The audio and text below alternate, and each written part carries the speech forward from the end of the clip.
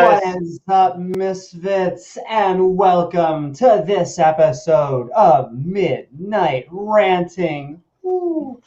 Joseph Smith, the Science Seer? Oh my. Lions and tigers and bears. Oh my. Oh my. Tonight we are watching a video from Latter-day Saints Q&A called Joseph Smith, the Science Seer Evidence. We love evidence. I imagine we're going to get tons of evidence. So come join James W., myself, Amy Newman, and our special guest host, Dan, as we look into some scientific fun. Jazz hands and love.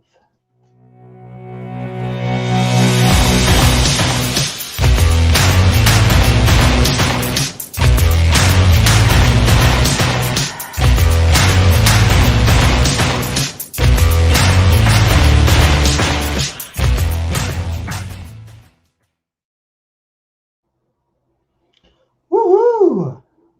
Doo-doo. Welcome, everyone. As I say hi to chat, hello to everybody in chat. Hey, guys. There we go. And hello to everyone on the interwebs. Woo-hoo-hoo. In fact, if you have your 5G chip from your booster shot or vaccination, now is the time to activate it. Boop, boop, boop, boop, boop. Ah. I love it when it syncs up. Easier than a USB. Thank you, overlords. And if you're feeling fancy, don't forget to like, follow, or subscribe. Woo-hoo. Subscribe. And then you are able to hit that bell icon, which makes it so you can see all our premieres and join our live streams. We are a skeptic channel, including the two, and I hate to say a third, but there are a bunch of schmucks on here. Committee of us. A committee of schmucks. Yeah. But we brought out the big guns tonight. Looking for views that always differ for our own. So at the end of a show, we're here for the open mic where you can tell us your brain thoughts and, whether you agree or disagree, atheist, theist, liberal or conservative, come as you are. Just my sheets. I washed them yesterday. I had the flags. I got to water this down. Jesus, everything. Just everything. Get some of that hot spot, stain remover. All I'm saying is don't wave a glow stick around here. That's what I'm trying to say. Anyway, you can also find our Patreon page, which sponsors this. I think it's going to be a little housekeeping. Thank you, Farron. Woohoo! Boom, boom, boom, boom. From Patreons at patreon.com/Amy Newman, which helps us make even more fun content. Woohoo! Including awesome Patreons like anything that isn't the traditional Abrahamic religion seems to trigger them. K.O. Champ. Co-champ.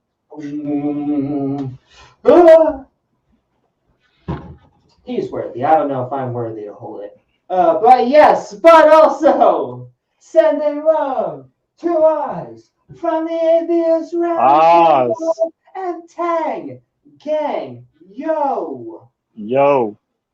Tart.live, but now we are Tang Gang, where you can actually find tickets to, are you looking for better conversations? Are you looking for a better non-believer community? Better scrambled eggs. Believers did it better.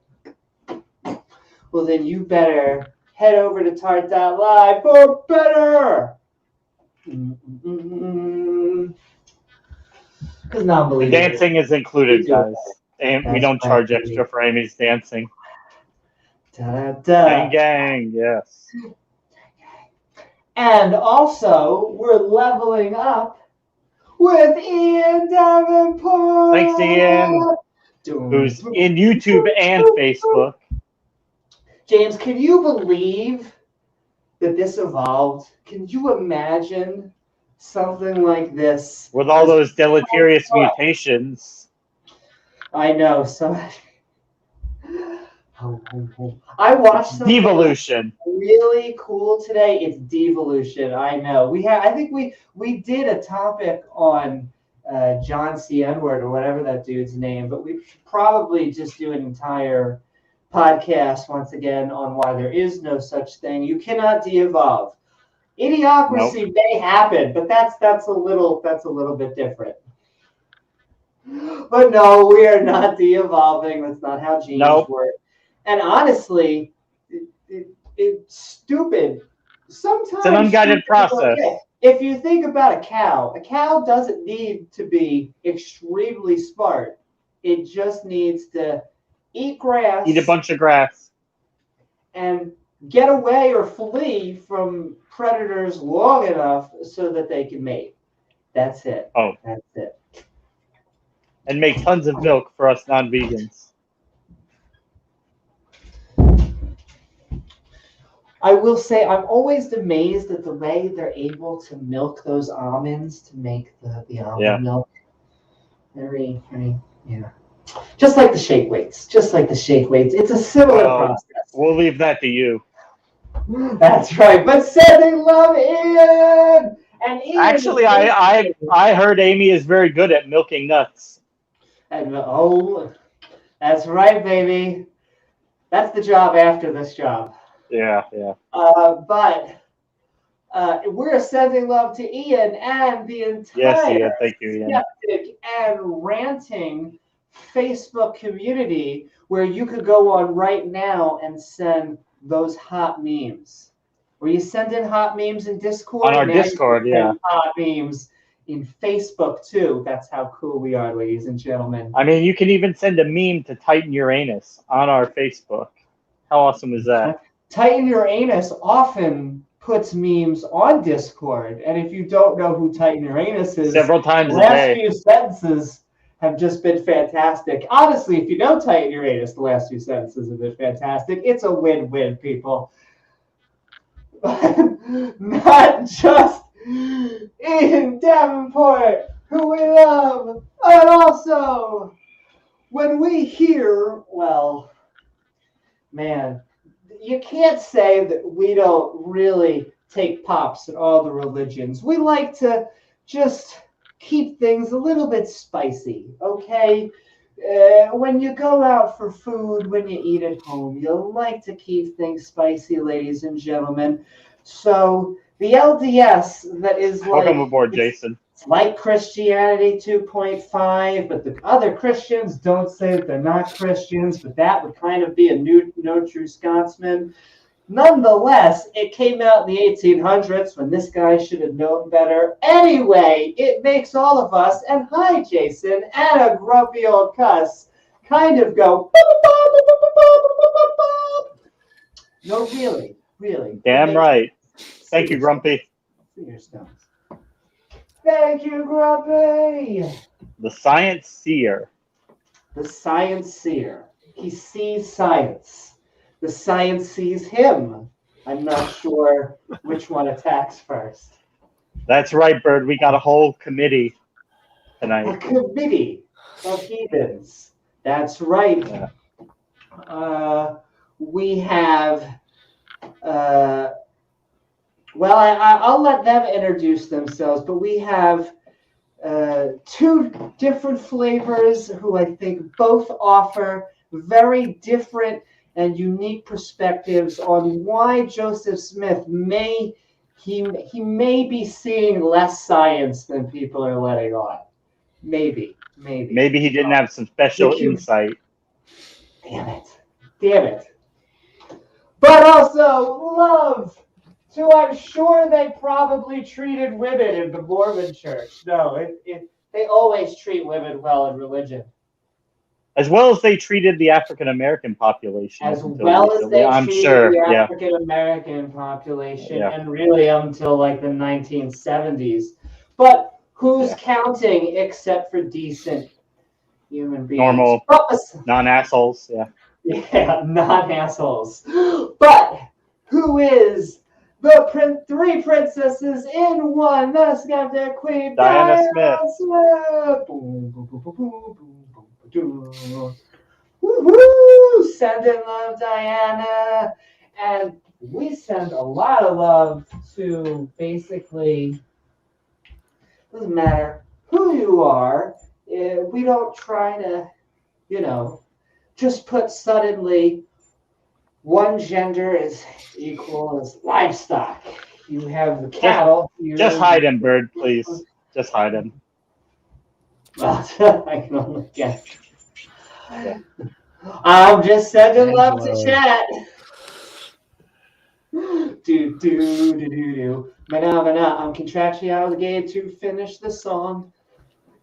And dancing is included for free, of course, guys. That's right.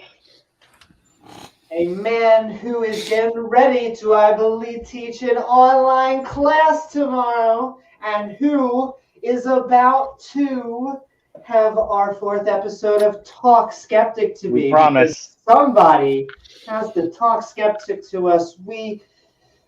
It could be magnets are holding up the. Never mind.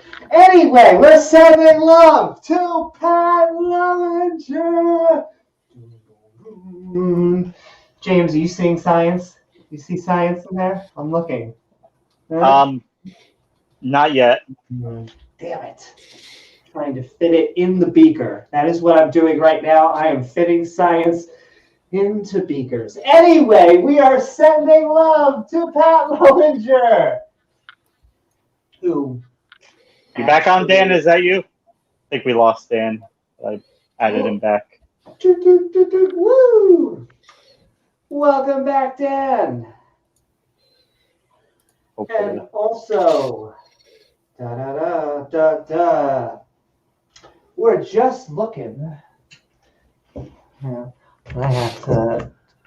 We are just looking for a little bit, funny enough, of empirical evidence. And Dale Pastel and the rest of us always seem to learn that is the one thing that we can't tap into. Now, I think someone is about to, in this episode, pretend like they could glom onto science. Right. The Angel Moroni told Joseph Smith all this wonderful scientific information. It's amazing, James, the things that you can get from. Here we go. I got my. Just pretend it's like a big hat. Really, it's like the same thing. Buckets and hats, same thing. And we need Grandpa. Grandpa, this is the thing that creationists believe that atheists believe that this is where we come from. So this is Grandpa. We have our rock.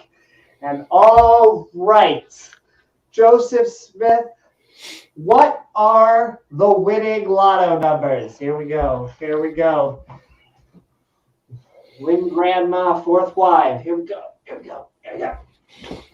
It says, try again later, but give me more money. Damn it. Do not pass go. Do not collect $200. Yes. The Mormon Church will collect it from you. Yeah. Well, shucks. There's always some kind of tithing. You gotta keep things up to date when you're remodeling. That's how you keep the followers in, via remodeling. Anyway, that's a good question, Farron. Good question there. If we evolved from rocks, why are there still rocks? Yeah. Oh my God. Mind blown. If you eat a sandwich, why are there still sandwiches? We know we get really philosophical on this channel. We answer the big questions here. Yeah. Thank you so much, love, Dale. And as we often seem to find out on the internet, that Dave Guard just likes to send a reminder that this earth looking a little bit thick. I'm not saying that they need to go on a diet. I'm just saying that the ice might have melted, the ice dome or the ice wall. I'm not sure. This coming from Amy, who is once again on flat Earth duty this Friday. Oh, Lordy. And so I thought it was flat Earth. It's similar. Is gravity real? Oh. Well, oh my God. Ken Hovind already did that experiment. Oh, God. He did that experiment with his wife. That's and cold. Thanks to Ken Hovind, we now have empirical data that gravity does exist. So, sponsored by Ken Hovind's lawyer and also Dave Gar. Dave Gar! Oh. Thank you, Dave Gar. I did make Praise laugh in that Kent debate when I was like, atheist and Kent versus two flat earthers. Make it happen. Need to make it happen. It's what happens in every sequel of a movie, okay? The bad guy has to come back, has to join up with the heroes so they can beat the new bad. That's how this works. That's how it should be. Make it happen. Orange Hawaiian shirts? Is that a thing? Yes. I would wait. Look, Thank you, Dale. I'll wear an orange Hawaiian shirt if that's what we got Dale in chat. Woohoo! What's up, Dale? Dale? I'll wear an orange Hawaiian shirt, glasses. I'll drink water, whatever it takes. He's going to get a new one, Farron, because last time he was locked up, it was in the federal prison. This time he's going to be in the county jail. So he will get a new inmate number. Yeah. He'll be fine. There you go, Jason. Thank you. New mugshot, new prison cell. He'll get a haircut. It'll be good. But also, our lead hyena of the pack, who you can see on the Often Answers in Atheism every damn day channel. And but lots of good material with the lead hyena of Scott Duke. I don't know the Mormon belief of animals. I'm gonna of other animals. I'm gonna assume that it's not good because they haven't had a good track record in other religions. Well, do you know anything about that, Dan? Do they look down on other animals? Are they kind of neutral? They're just like, we'll do what the Bible says.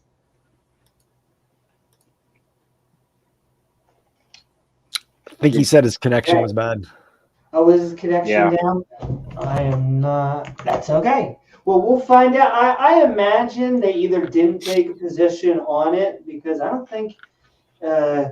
Just like I'm starting to learn the Quran is not that long and the Book of Mormon is not that long because holy moly, the Bible is just so many books fucking glommed together and it's so that it's really 66 books compiled into one.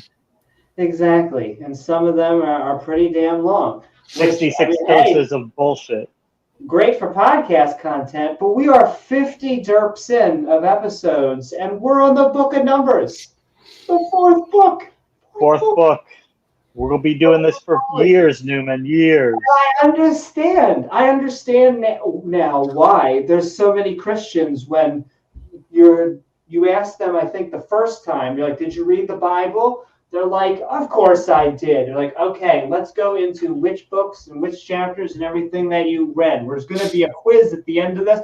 They're like, you know what? I read here, I read here, and I read here, and my grandma loved reading here. And you're like, okay, yeah, I can understand now why you like this book, because you were read to it in Sunday school, and now you go to Christmas. But there's actually a lot more of this. Poka, poka, poka, stabba, stabba, death, and everyone died. A whole planet facted once, because that happens. Yeah.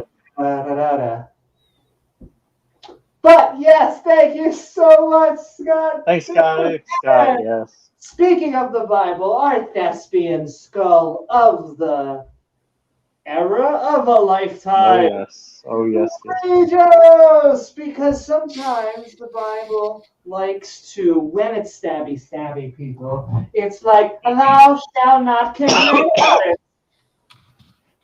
And yeah, it gets very Shakespearean and A little bit. little bit extra for no reason, but you know. At least it was written at the time period when they were actually speaking like that. Whereas the Book of Mormon is actually, from the way I've been reading it and from what I know, it's that he made it to look old. He actually was writing older, like they weren't writing like that in the 1800s. Well, Amy, It's been like, why are you writing like Shakespeare? it was in Reformed Egyptian now. Come on. Reformed Egyptian. Reformed Egyptian. Okay. Hold on. Oh, I missed my Reformed Egyptian class. There we go. Yeah. Says right. Got offered, I'm sure, at Brigham Young University. You can get a doctorate, probably. Sponsored by you. He's not there anymore, Jason. We had to part ways with him. Okay. Yeah. He's become persona non grata. Otangelo. He can't help himself. I'm just sending love once again. We got Peter in chat. Oh, no matter who they are. Even Peter. Woo-hoo! That's right, Reformed Amy.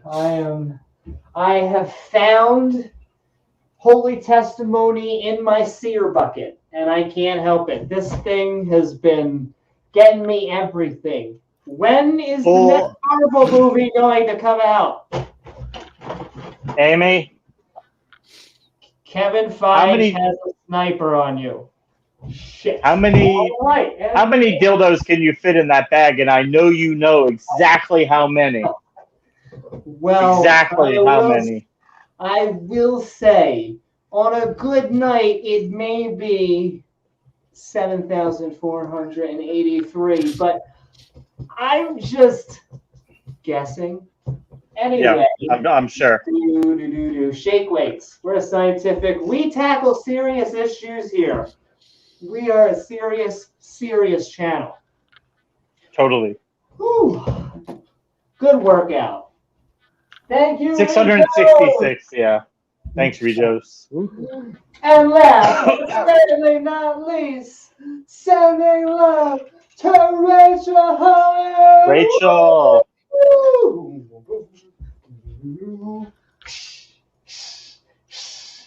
And speaking of smack, you know what I like about holy text is that there are no holy texts that supported anything like the transatlantic slave trade.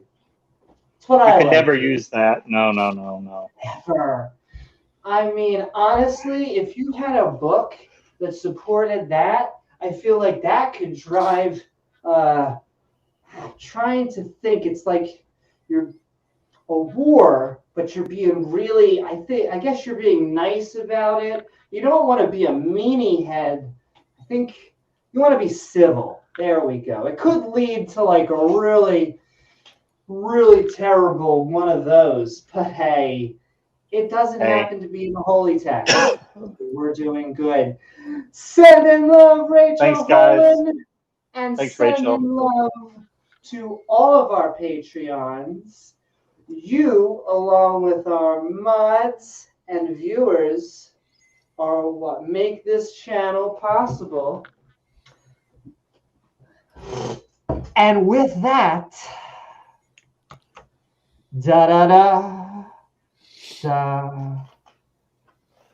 Hi, Dawn. Saying hi to my lovely girlfriend if she's out there watching. Hi. And hi, all Dawn. right. We got. I hope she's doing well, and Also, She's we doing got amazingly, thanks. 4 guests. We got 4 hosts tonight, which means Joseph Smith, the Science Seer. Well, he did see his way into other people's pockets. Or was it their wives? Hell, why not both? When he wasn't busy looking into his hat for answers, a tactic known through what Mormons call the use of seer stones. Oh. Damn it, cloudy with a chance of meatballs. Or stones that Joseph Smith said foretold scriptural-like revelation from his hat. He was writing letters from jail. But more on that in a minute. Because make no mistake, the man knew how to throw a proselytation party. So in the 1800s, he had amassed thousands of followers to Liberty, Missouri, a place he declared the original Garden of Eden, and where the new city of Zion would soon be born. Isn't that in the Matrix? The non-Mormon settlers were less than thrilled of these proclamations, and they were soon driven from the land. They resettled again. However, the same thing happened. Womp womp. And yeah, just like science fiction, I'm pretty sure he was stealing. It was like, City of Zion! No. But at least in the Matrix, the Wachowskis are like, no, it's a movie ticket. It's a movie ticket. Yeah. It's all real. No, it's all real. Unless you're a presuppositional apologetist, and then apparently it is real anyway. And then they were driven from the land again, as you do. The same thing happened, and war broke out. Smith surrendered and was taken to jail. And before he escaped, he wrote some letters in incarceration in what became known as the Doctrine and Covenants. Blessed be. Followers of the Latter-day Saints will make claims that there is scientific knowledge only known within their holy texts and nowhere else. Nowhere else. Nowhere else. I know. How could you have ever known? Funny enough, Mormons, Christians, Muslims all love to claim this sort of thing. Yet the vague reinterpretations they offer are cheaper than your street palm reader. Oh, thanks. I'll invest in it. Rarely are they ever talking about science. Instead, followers ad hoc or graft their view of 21st century science onto whatever passage from a prophet they want. none of the supposed predictions from prophecy stand empirical testing, including Joseph Smith. So when someone tells me that he was the Science Seer, I'm currently going with no. And I would like to remind those who misuse great scientific speakers like Carl Sagan for their own religious views that extraordinary claims require extraordinary evidence. Thank you. And woohoo! All right, Thanks, we're guys. going down the line. Jason, Dan, James, Dan, and Jason. But James, hope you're doing well.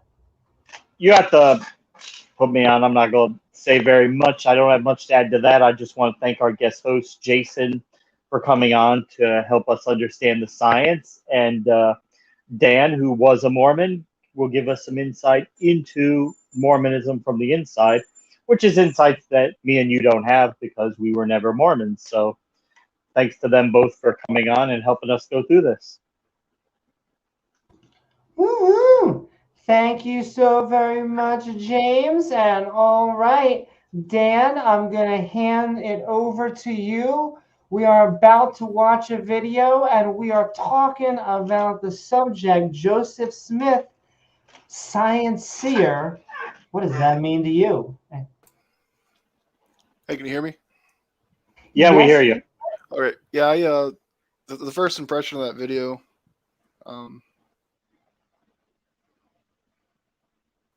was just it has a very cherry picky way of looking at science. But for me, like I became Mormon when I was 18, and the whole like non-mysterious way of looking at it. That's kind of how kind of this point is like, oh, it's not a mystery to us. Like it makes sense because God is part of nature, and that was appealing to me. But a problem is when you have a less mysterious God, it's a little more falsifiable. And Harder to religion's falsify, yeah. very falsifiable. Absolutely. So they, yeah, pretty falsified. Yeah, that's kind of the funny thing that I look at this video is, it's like we love science and we have all these things that Joseph Smith gets right. But the thing is Joseph Smith was such a bullshitter that it would be kind of odd if he didn't get something right because he constantly contradicted himself. So like, by roll of the dice, he at least got close to a few things. But of course, he said there were people on the moon. So, I mean, can't really take him seriously when it comes to science. But A broken clock is right yeah, I twice think that's a day, really right? the big takeaway is that. Right. Well, yeah, pretty much. And that's kind of the thing, though, is Mormons kind of they have this idea called the light of Christ, and it's different than like the gift of the Holy Ghost. They believe everyone has it, so it's like any scientist, it can be a atheist comes up with something. They're like, oh, that was inspired by God. So they take any win they can get, and then when their prophet says something that's wrong, well, he's speaking as a man, right? So Yeah. there's no hits or there's no like misses, right? And so it's very just we'll take what we can get, ignore the misses, and that's really my impression of this video. Yep. Well, they have a thing they'll say sometimes. They'll say, because of common grace, therefore secular science can get it right sometimes, but they're still only getting it right because of God. Well, I also think we often forget that 1800s was just a few hundred years ago, which in the term of when they were writing books 2,000 years ago, when they knew nothing, Joseph Smith should have known a lot more than anyone who is writing any of the holy texts. Even the Quran was written at 600 AD. But at the same time, I would then flip it around and say the burden of proof must then be that much higher, because I want to know the same thing, if not better, from the leading scientists. You should be. But I agree. I agree with everything that Dan said, basically. And okay, we're going to move right along.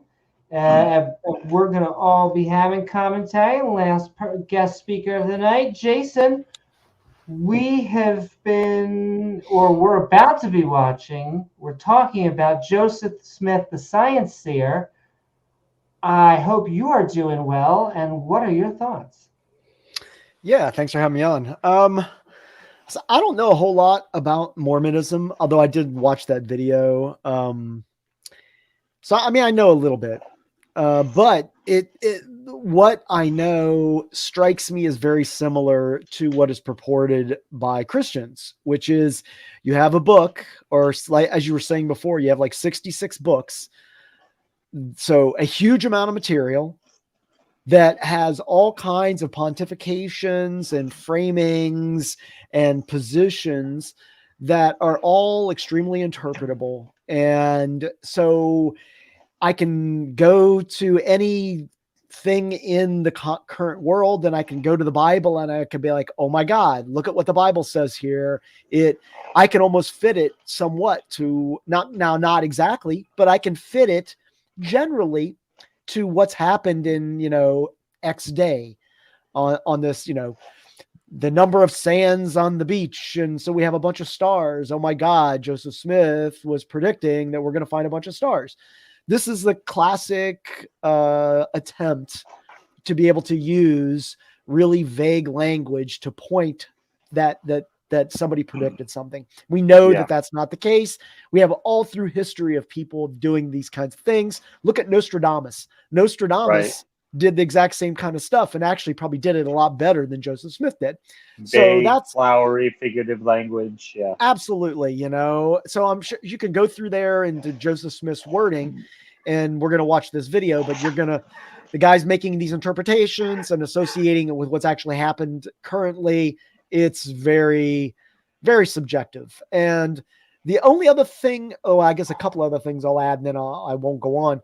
One is you have the issue of other people coming along and changing the language that may have been written by Joseph Smith at a later time. So somebody could have went in and made modifications to what Joseph Smith said in 1890 about something that they make an association with in 1850 or 60 and say, aha, look at this. This predicted this thing that happened in 1870, but somebody came along in 1890 and made the changes. So there's no reason to think that couldn't have happened either. That's probably more likely than somebody actually predicting the future. And then the only other thing I would add, and then I'll stop, is that from a scientific perspective, if there are predictions that Joseph Smith made, then we should be able to go through and analyze those very specifically. Did he say that there's going to be a sun that exploded on this day? Did he say something very, very specific that we can evaluate?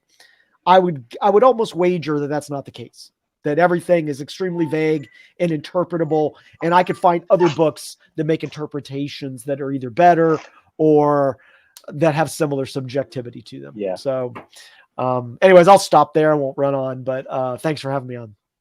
Thanks, Jason. Yep.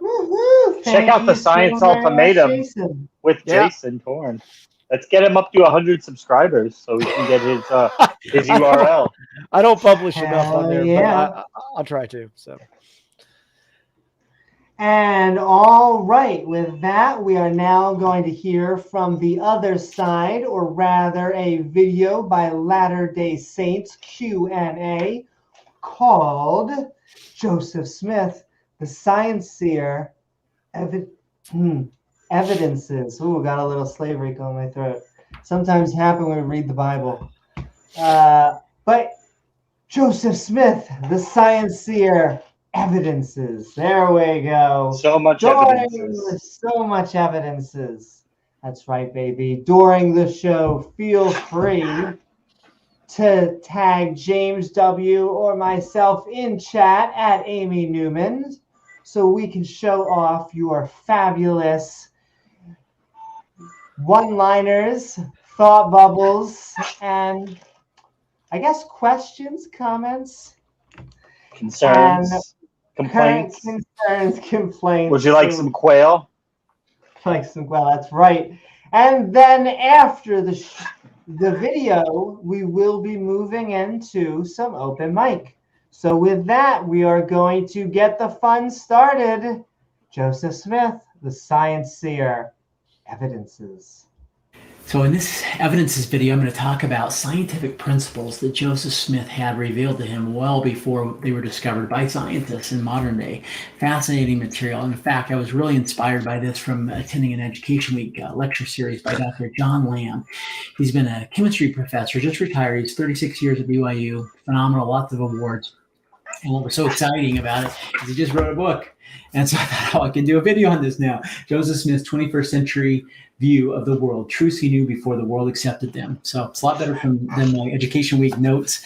Also, I always like we're getting interpretations of a book from a book. So now we're like one person.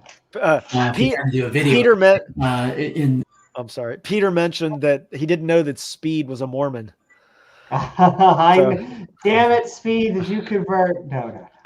Getting into the meat of things. So very exciting. I highly recommend, though, going to that Education Week class. If you're ever able to get down there, it's phenomenal. One of the best I've ever seen of anything in my life. Phenomenal. It's fantastic. I'm going to share Fantastic.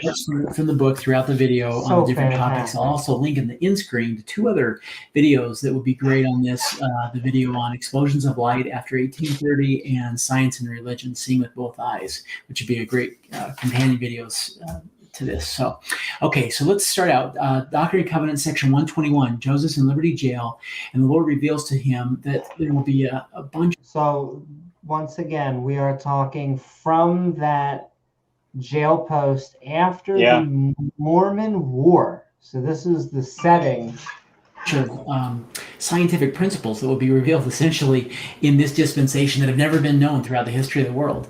And it's interesting, he's getting this in Liberty Jail as though that was to be a comforting thing for the saints. So it's fascinating. Dr. Lamb says this: surely we'd all agree that knowledge of the gospel itself can comfort and inspire, but can so-called secular knowledge do so as well? It should. That is, when you consider that all truth comes from God. He doesn't make the distinction between sacred and secular truth. To him, it is all truth. In this work, as we pursue various topics together, I trust that you will find examples wherein both sacred and secular knowledge can be both a comfort and inspiration to you as it has been to me. I didn't notice this the first time, but I feel like he's doing my shtick for me. Very subtle, but so this is basically them trying to set it up like, oh, it could be both secular, it could be non. This guy, can I just say that this guy has got like I don't know, I want to say he's got the Jesus look in his eyes. He looks like he's like he drank the Kool-Aid, and boy, he loves Joseph Smith. He loves BYU. Mormonism. Yeah, seriously, man, he's got it in his face. You can look at that hat on him, that Merlin hat he's got on him while he's and that is a monstrous beaker he's using. Look at that what I said. He's doing. That's like a 15-foot beaker. That is probably a 15-foot long beaker. It's probably only the female beaker too.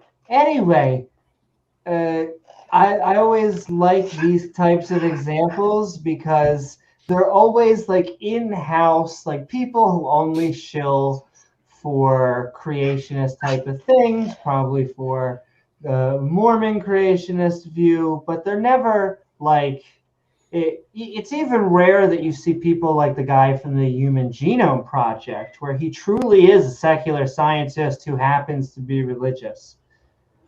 You know, I'll add real quick that it's interesting he used DNC 121 when Joseph was in Liberty Jail, because what he's basically doing is an epistle where he's in jail for so long that he's losing control of the Mormons, right? And so his epistle that says all things will be revealed, when you probably his way of trying to say, hey, don't listen to anyone else. Like Paul writing from jail in the New Testament. Yeah, like that. It's a promise to say, hey, like all the things you could ever imagine will be revealed. And so like when you look at it as it's his desperate attempt to keep control while he's been away for so long. That's kind of interesting.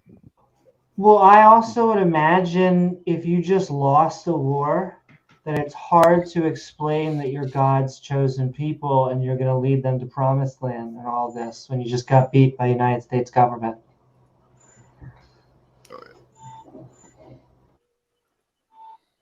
Sacred and secular knowledge can be both a comfort and inspiration to you as it has been to me. Then he says, the coming forth of the gospel truth in the latter days has been paralleled by an explosion of scientific truth. In certain respects, these two fields of knowledge have found harmony since Joseph Smith's time in ways that only now are becoming to appreciate. This is the underlying theme. Hold on. He's going to read this block of text. By the way, just a hint, you're not supposed to put this much text on a PowerPoint presentation, okay? Exactly. That is exactly right, Amy. Thank you so much for saying that. Because you will lose anyone. Anyone who wanted to read that will have been gone by here. But see, Amy, that's what you don't understand is that bloviation's part of the strategy, right? It's to get all the Mormons listening to this to turn their brain off and go, okay, he knows what he's talking about. Oh my God, I hate when I see this, because like what they, not to go on, this is like 20 seconds, that they should do, you're supposed to put bullets that are brief, yes, exactly. very, very brief, and then you elucidate on those bullets. Right. You don't put you don't read people the slides. Yeah, people want to pause it. They can pause it and read the whole thing. They don't have to. We don't have to have it on screen and then have him read the whole thing to us, like pulling up an entire Wikipedia article and reading it start to finish on our stream. Who would do something like that? Well, just like Jason was saying, you are supposed to bring bullet points because they're just supposed to be reminders, really, for you. So that you can then, because of your expertise, you can just go off on all of those subjects. You can go off the cuff and make a few quick points. And just like Dan said as well, I feel like a lot of times, this isn't his thing. He's like, bleh, here's something from someone that has a doctor. And now all of the slides, I love this. Every slide ever comes from Dr. Lamb's book. This is going to be fun. So let's get into, I guess, some real science. Of this work, his book. We are blessed to live in a day when knowledge is expanding and the veil of darkness which obscured our vision of the true nature of the world and our place in it for so many centuries is being lifted. We shall see in this work on several key points Joseph Smith is remarkably prescient in his understanding of the natural world, anticipating the science that we have now come to understand in the 21st century. Amazing. God's universe revealed. Moses 1, 28 and 29, and Moses had to look this up myself. This is another thing, Dan, you might have something to say, but Moses is apparently a non-Book of Mormon scripture. It's like this. What is it like the Gnostic text or whatever? So the Book of Moses was supposedly revealed when he was trying to translate Genesis. So it's supposed to be like a more correct version of Moses' experience. And it's in what's called the Pearl of Great Price, which is like a really short book. It's their third book of scripture. We have the Book of Mormon, Doctrine and Covenants. Is that in the Book of Mormon? No, it's after the Book of Mormon. So it's like late 1830s, I think he got it, or quote had it revealed. Yeah, it basically goes through like the creation account again and Adam and Eve and Moses. It's the retconning. We've heard a lot about the Mormons retconning things. This is where they get the, Missouri. How else are you going to get Missouri is the Garden of Eden unless you do a little page one rewriting. Pat says, when you are peddling complete bullshit, you aren't bound by the normal social conventions regarding the acceptable amount of entries on a PowerPoint slide. That's right. You gotta stuff it all in as much as you can. And send in love to Pat and send in love if you want to see or make comments about all of the wisdom we're experiencing tonight. Feel free to keep on tagging me at Amy Newman. beheld also She the can't get enough of inhabitants it. thereof, and there was not a soul Okay. which he beheld not, and he discerned them by the Spirit of God, and their numbers were great, even numberless as the sand upon the sea. So this right now, I had to look it up. This is now that scripture from this book, which is, if you were looking for the Book of Moses in your It's not in the Bible. James Bible, it's not going to be there. Seashore, and he beheld many lands, and She sells by the seashore, said Joseph Smith. each land was called Earth, and there were inhabitants on the face thereof. Now, Dr. The Lamb land said of Earth. in Joseph's day, the Milky Way was considered to be the universe. So we understand that as just one of zillions of galaxies today. But at their day, they thought that was it. That was the entire universe.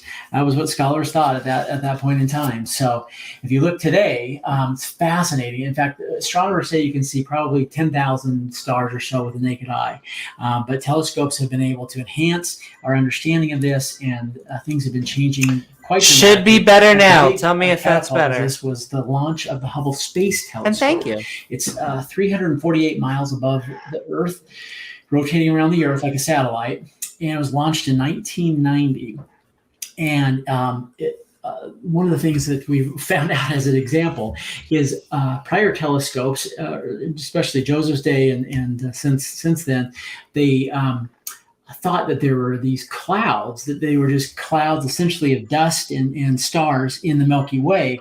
What we found out from the Hubble telescope particularly was that these were other galaxies.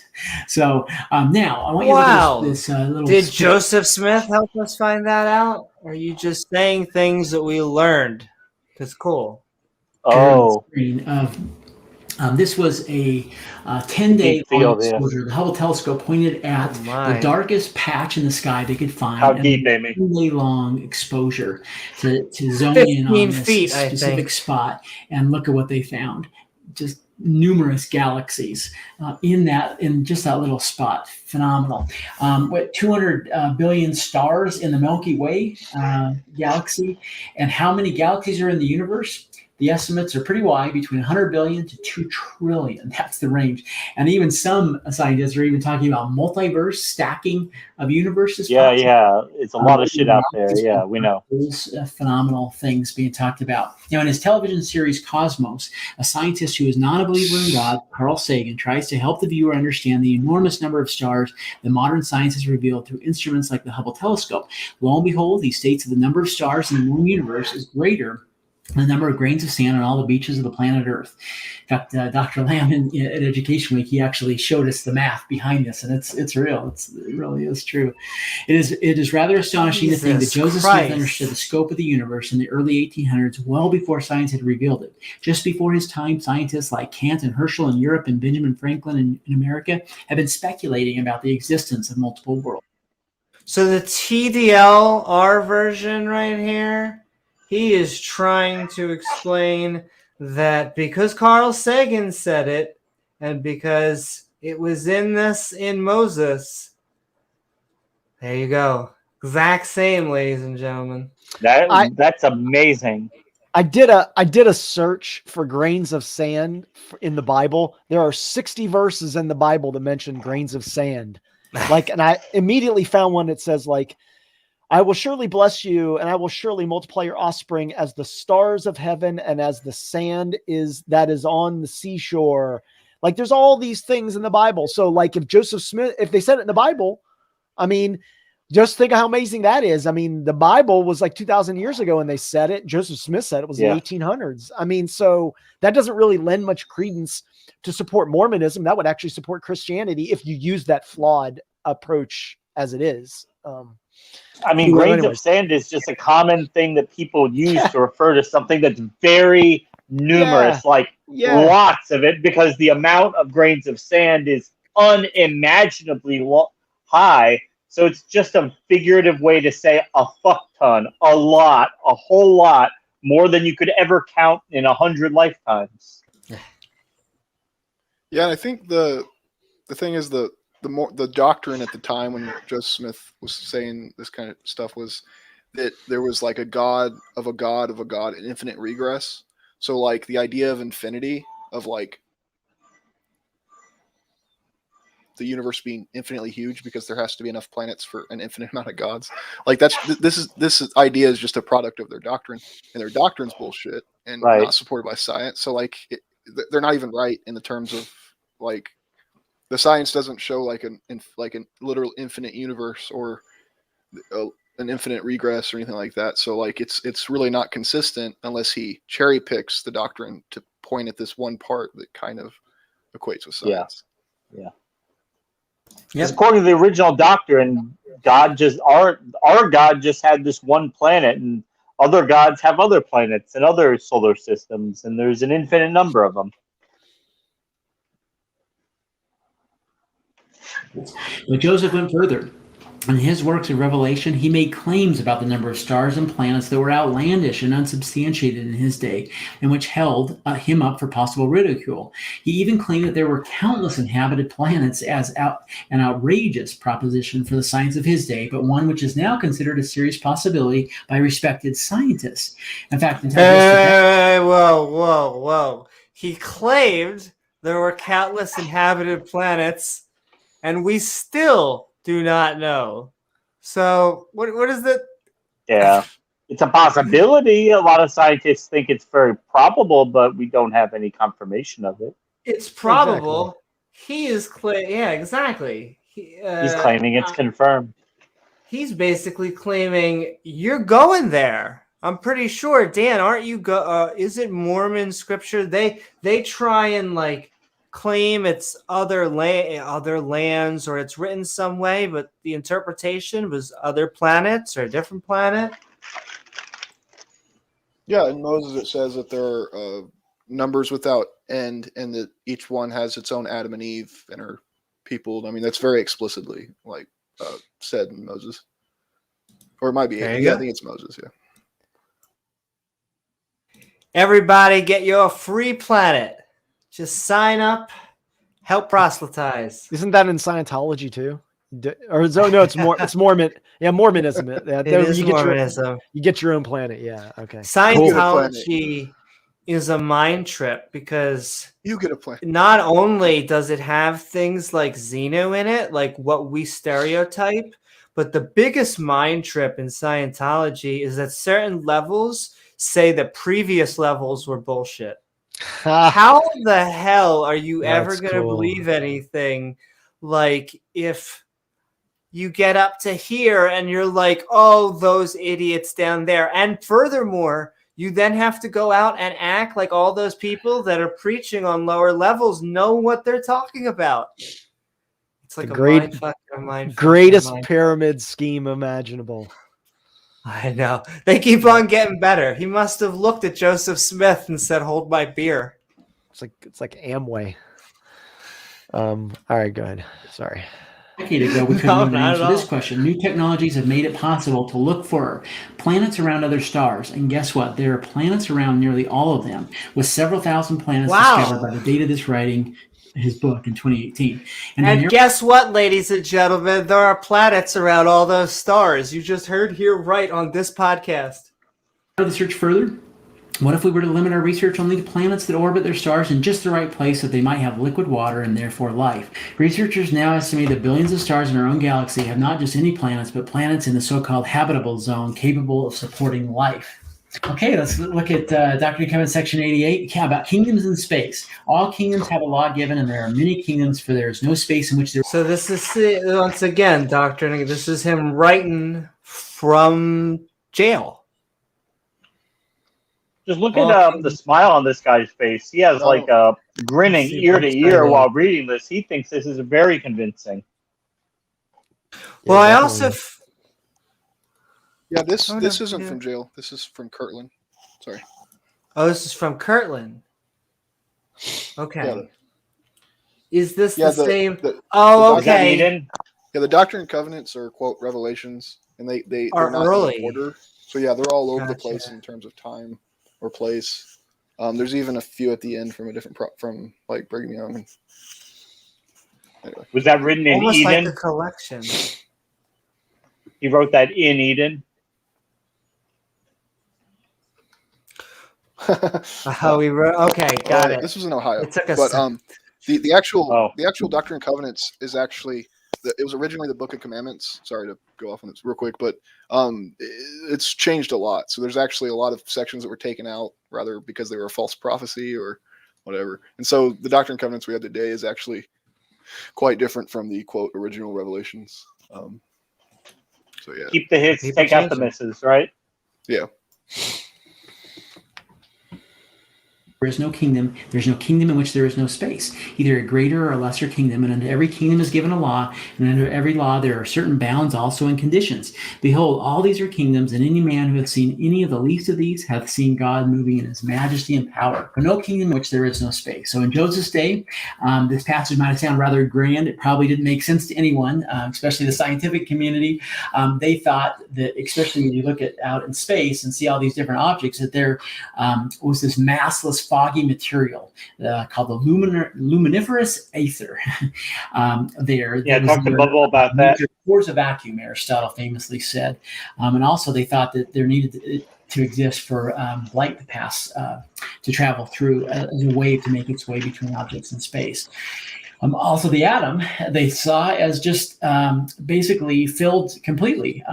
They were just starting to learn about the atom, but they thought there was no void within an atom, which would upset Aristotle as well. So it's fascinating to see our science catching up with this concept now. Well, first of all, space is everywhere out there. Right. When we look out there, it's very empty.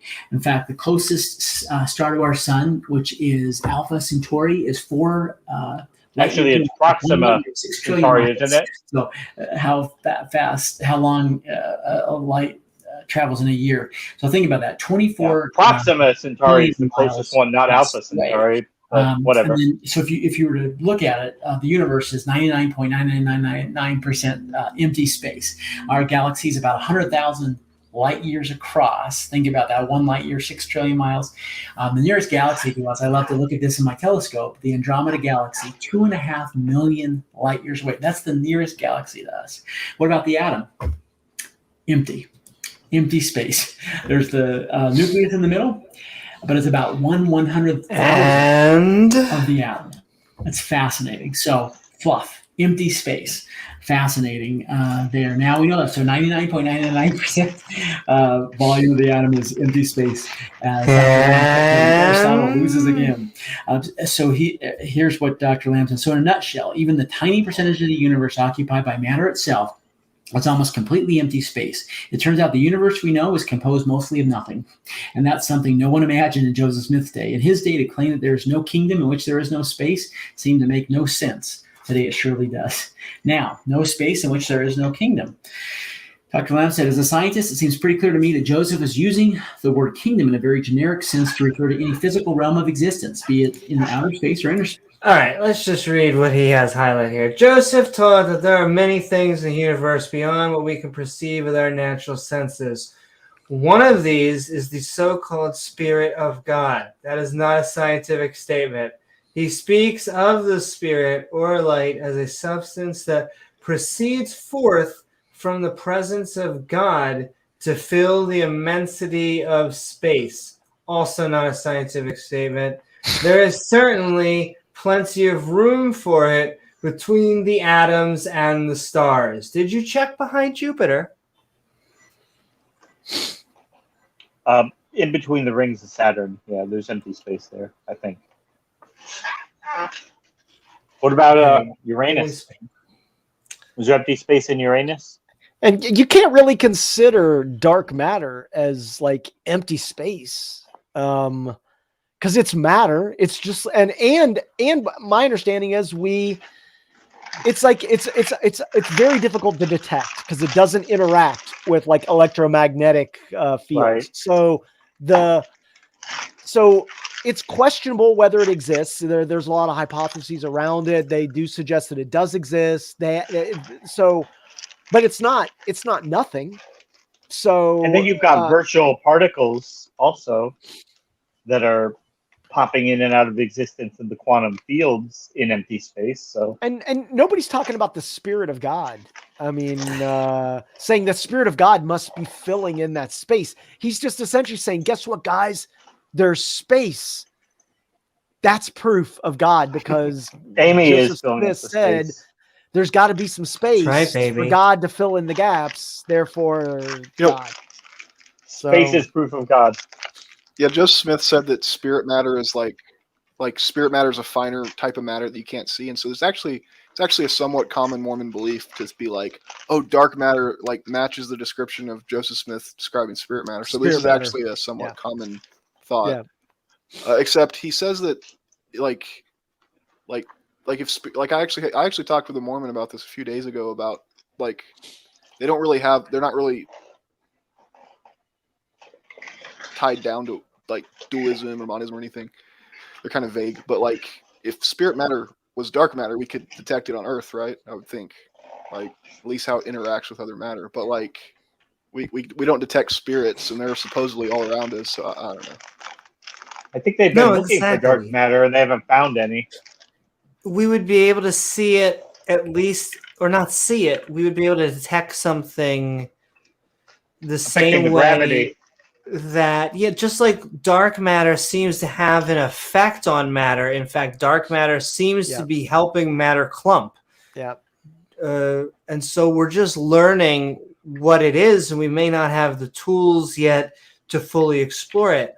Also, what is up, Nick? And that's right, what is up, Bubblegum Gum? And what is up, Will? That's right. Hey, Will. We're listening to Joe DiMaggio II, which is Joseph Smith. I heard Will Stewart's beard's going gray. Oh, So just in case, oh just so you know, my. Will, I don't think it's red. I think it's gray. Shots fired. Sorry, I was just like a little slam on Will, so he'll get it. Woo-hoo. But if you just Peyton joined will us, get it. we are watching Joseph Smith, the Science Seer. Evidences. We're getting lots of evidence. This is what they always, I think it was Dan, you said at the very beginning that they obfuscate, or like they're presenting science, Bloviate. and then every once in a while they just are like religious thing, and then this guy's like science, and then Yeah, if you wanna check out Mormon apologetics, it's called FAIR. It's the Foundation of Apologetic Information Research. You can go on their website and you can see their kind of the way that their apologetics works.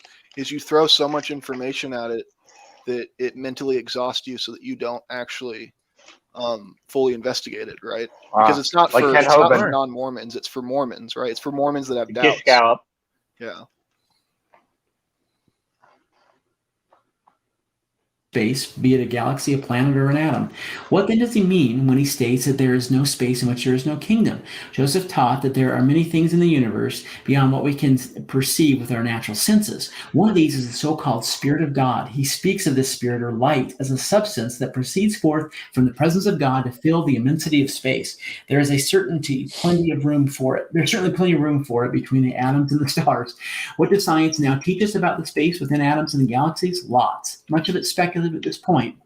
First, just in the last few decades, scientists have postulated that huge amounts of dark matter and dark energy must exist. Now, dark matter, what is it? We don't know. That's why we call it dark matter, but we know that it's there from a science perspective. There's enough mass in the stars, planets, gas, And dust. yeah, I guess Joseph Smith told us about it, right?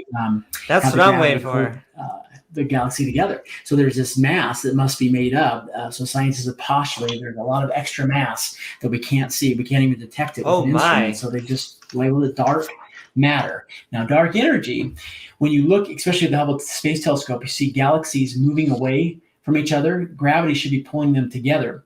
They're moving away and they're accelerating. So they talk about this energy that we can't see. It's dark energy that's there as well. Now look at this pie chart.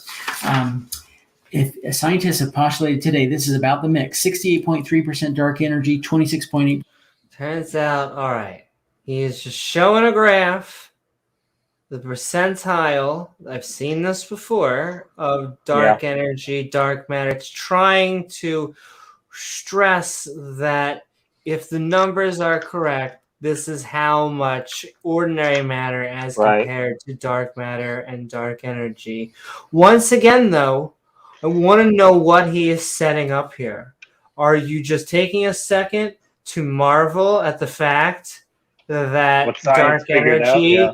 seems to be such a repulsive and massive force that is pushing and tearing everything apart to one day we will not be able to see other galaxies anymore? And then dark matter, the thing that seems to be helping galaxies clump and form Right. better. I mean, None of this. Oh, I what think did you he's say? just. I think he's just saying that dark energy and dark matter make up 95% of all this, other than actual matter, and therefore that's a bunch of space, and that's an argument for, for spirit matter. That this is the empty space that Joseph Smith's talking about. This is the space between the atoms, and therefore science is reinforcing this spirit of God concept. That's what I think. The Spirit of God. In fact, this second paragraph gives it all away. What we are learning from these developments is just because our senses and our instruments fail to detect things, just because we can't see them, doesn't mean they don't exist. This is like the whole "you can't see wind, can you believe in it" thing. Yes, we can believe in wind. That is not what atheists aren't saying. The wind doesn't exist just because we can't see it. In fact, science takes it on faith, does it? That they do exist because we can see their effects. No. Perhaps we should be more willing to give the claims of religion the same benefit. Oh, darling. Dark matter and about 5% ordinary matter. Dr. Lamb said this in his book. It turns out that if scientists are interpreting the observations correctly, dark matter and dark energy must make up about 95% of all that there is in the universe. What a disappointment. All this time we thought we had a huge progress in understanding the natural world. It turns out we have been looking at only 5% of it all along. What we are learning from these developments is that just because our senses and our instruments fail to detect things, just because we can't see them, doesn't mean they don't exist. In fact, science we did detect it. They do exist. That's how we know. See their effects. Perhaps we should be more willing to give the claims of religion the same benefit. And my Lord, Dan, you really are right. I'm starting to see it now, that this is for people that are like, oh, Lordy, am I really doing science? Am I really into something that doesn't? And so what this is like, science, keep being Mormon. Science, it's definitely supported by Mormon. I don't even know. Keep the money coming. Keep the checks coming. Are they?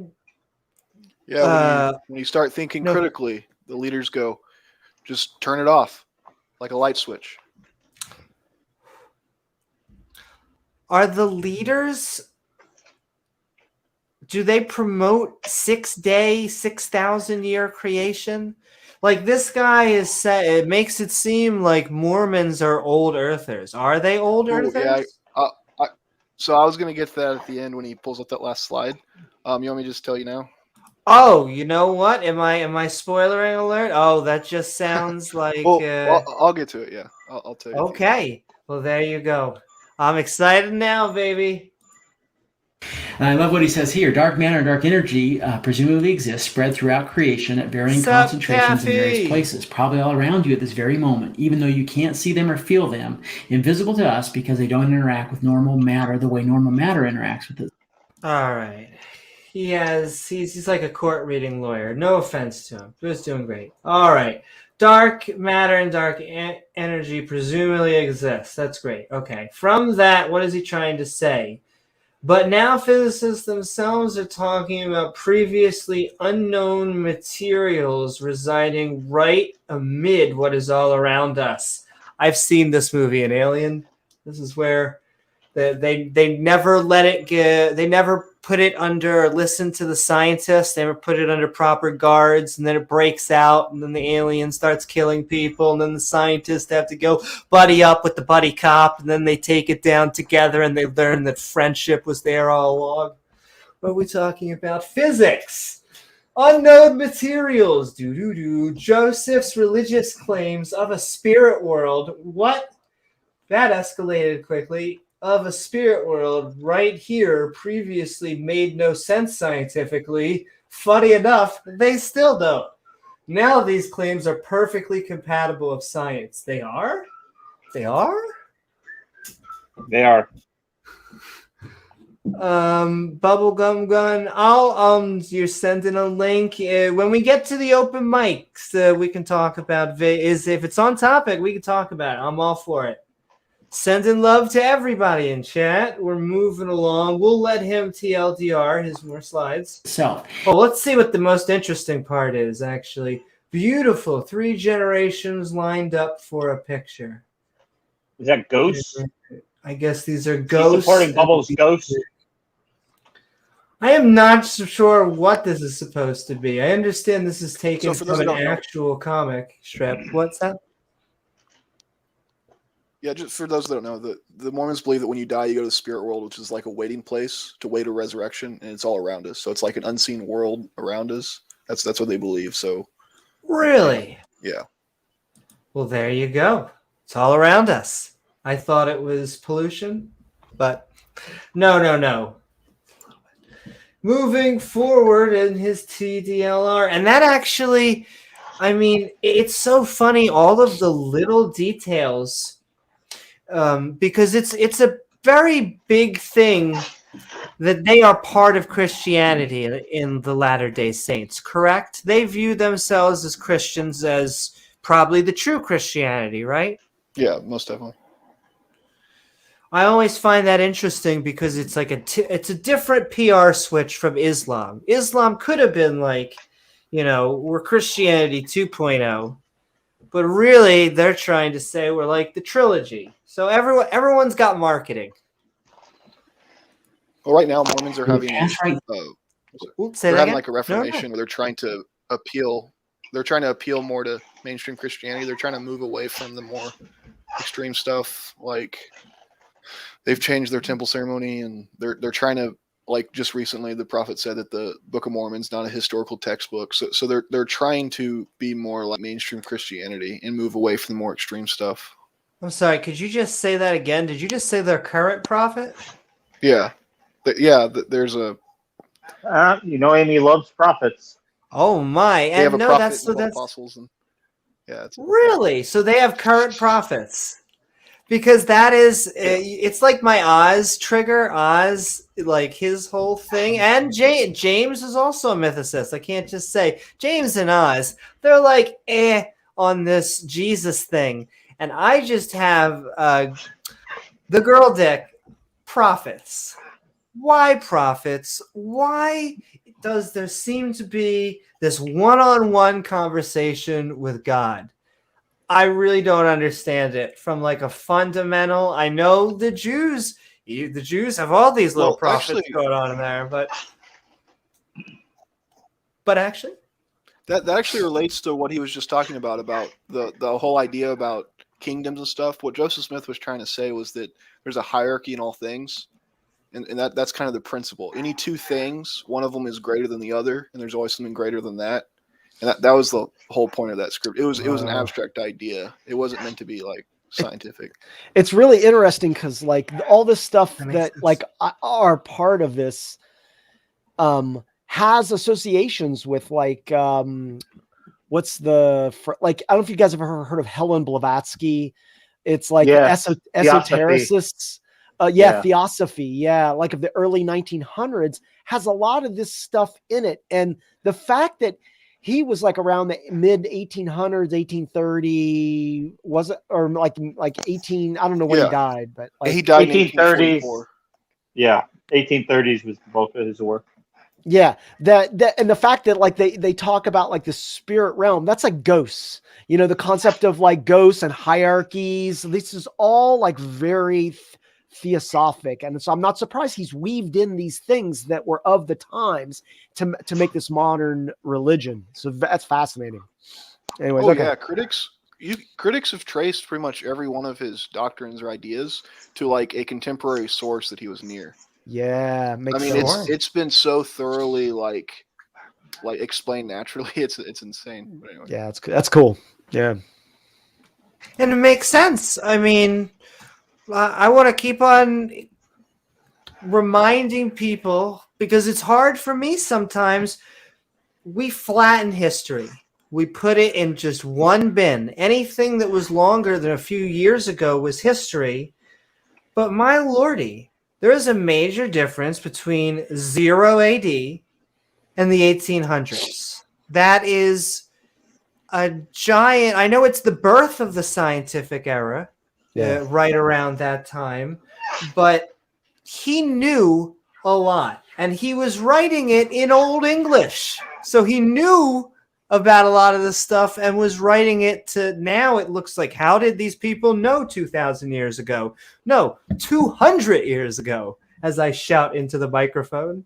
And send in love in chat. We are reading Joseph Smith, the Science Seer.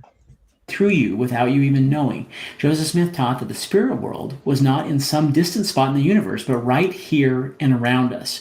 For a long time after, this idea was ridiculed as completely incompatible with scientific knowledge. No longer. Not only do we know there's plenty of space for other kingdoms besides our own right here, but now physicists themselves are talking about previously unknown materials residing right amid what is all around us. And now he's careful. He says, I'm not proposing that dark matter is spirit or that spirit world is made of dark matter. What I am saying is that whereas Joseph's religious claims of a spirit world right here previously made no sense scientifically, now these claims are perfectly compatible now they're with science. Totally makes sense. Okay, now each kingdom is given a law, certain bounds and conditions. What's fascinating, I'll let you can look at this slide, but basically what they're saying is there are all these laws that science has figured out, but there's a big disconnect between large objects and small objects. It's really interesting. And all right, Captain puts it all on screen. Let's see what we got here. What the hell, man? It's like 6 point or like 4 point. I gotta get a magnifying glass out to see the damn thing. Is he digging my grave? If I was in the back of the class, I'd be like, "Excuse me, but like, am I supposed to read this? Like, what is this?" Yeah, the Jesus and it's all right in the center. That's what sucks about it too. They always put it in the center. All I could see is like some dude hoeing with some other dudes like checking him out. Like, hey, cool. Is that what I'm supposed to take away from this? Like, I've seen this one on Pornhub. Anyway, you were in that one on Pornhub. Oh, that's I'm good. pretty sure. Do you know which one I was, James? Do you know which one? It's a trick question. I was the hoe. Anyway. Oh, that's good. It's two guys. Oh, this is supposed to be Joseph Smith. So each kingdom is given a law, certain bounds and conditions. Oh my God, we have to fill out terms and conditions? That's terrible. All right, what is the actual meat of this? A major problem. Actually, hold on. Reads every. Nah. He's just quoting the DNC. We'll come back. A major problem has arisen when these two fields of research intersect. A model that works for large objects don't dovetail with the models that work for small ones. Are you now describing the problem between the fact that we cannot properly merge general and special relativity with quantum mechanics because we don't understand the large with the small? Do you, Joseph Smith? Apparently he does. Ideally, if these models are correct representations of reality, they ought to be compatible. Why? Because you said so? But they aren't yet, because we just don't understand it. This is one of the most vexing problems in science right now. Therefore, God, this insight expressed in Scripture. This insight expressed in Scripture at a time when none of the science was understood or even imagined. I'm sorry, what was even imagined? It would appear there are a different set of rules that govern the behavior of large objects. Here we know. Notice how the principle... Oh, so he really is quoting, we're back to this DNC. And unto every kingdom is given a law, and unto every law there are certain bounds and also conditions. Wow! So he was prophesizing Apple, right? That's what we're talking about Right. here. Yeah. So the guy Theo? he's getting everything from that one sentence, and unto every law there are certain bounds. There are certain bounds also and conditions. And from that, he's like, this explains quantum physics and all the shit that he's talking about here. Give me a break. I swear to Yeah. God. Yeah. His A little God. bit of a stretch there, huh? Little bit. Just a little bit. Oh man, y'all have You no know. idea the degree to which Mormons have stretched things to fit science. Like you know what kills a sun? Iron, right? Iron builds up in the sun and Ooh. causes it to get heavy and collapse. What killed the Son of God? Iron, right? That kind of shit, right? Dun, dun, dun. Oh, man, The nails were iron, right? Yeah. I didn't think he died, did he? Did he? Oh, never mind. He died and then he came back. Oh, He okay. came back, Oh, but yeah, this that's right. time it's personal. Oh yeah. Terminator 2. But it is. And so every kingdom has laws, and there's certain bounds and conditions, just like the verse says. Fascinating. We now understand this. And he says at the end there, this insight Just expressed like in Scripture at a time iTunes. when none of this science was understood or even imagined. Okay. Now, lastly, of that, Really wasn't that far away. Wasn't the 100 AD or whatever you want to say about it. those verses we were talking about, anyone who has seen the least of these kingdoms has seen God moving in his majesty and power. So think about this: a grain of sand, the least of these, has more atoms than there are stars in the universe. Not the galaxy, the universe. Phenomenal. Now think about our bodies. Phenomenal. In fact, here's what Dr. Lamb said: befitting a child of God, your body is the most complex system in the world universe, in the whole universe. The more we learn about the cells that make you up and the biochemical processes that make you function, the more awe-inspiring you become. Every cell in your body is an amazing little world of its own, with gates and walls, with sophisticated chemical factories, with a central government, and a complex communication system. Okay, light. And light. So there's a couple of great scriptures on light.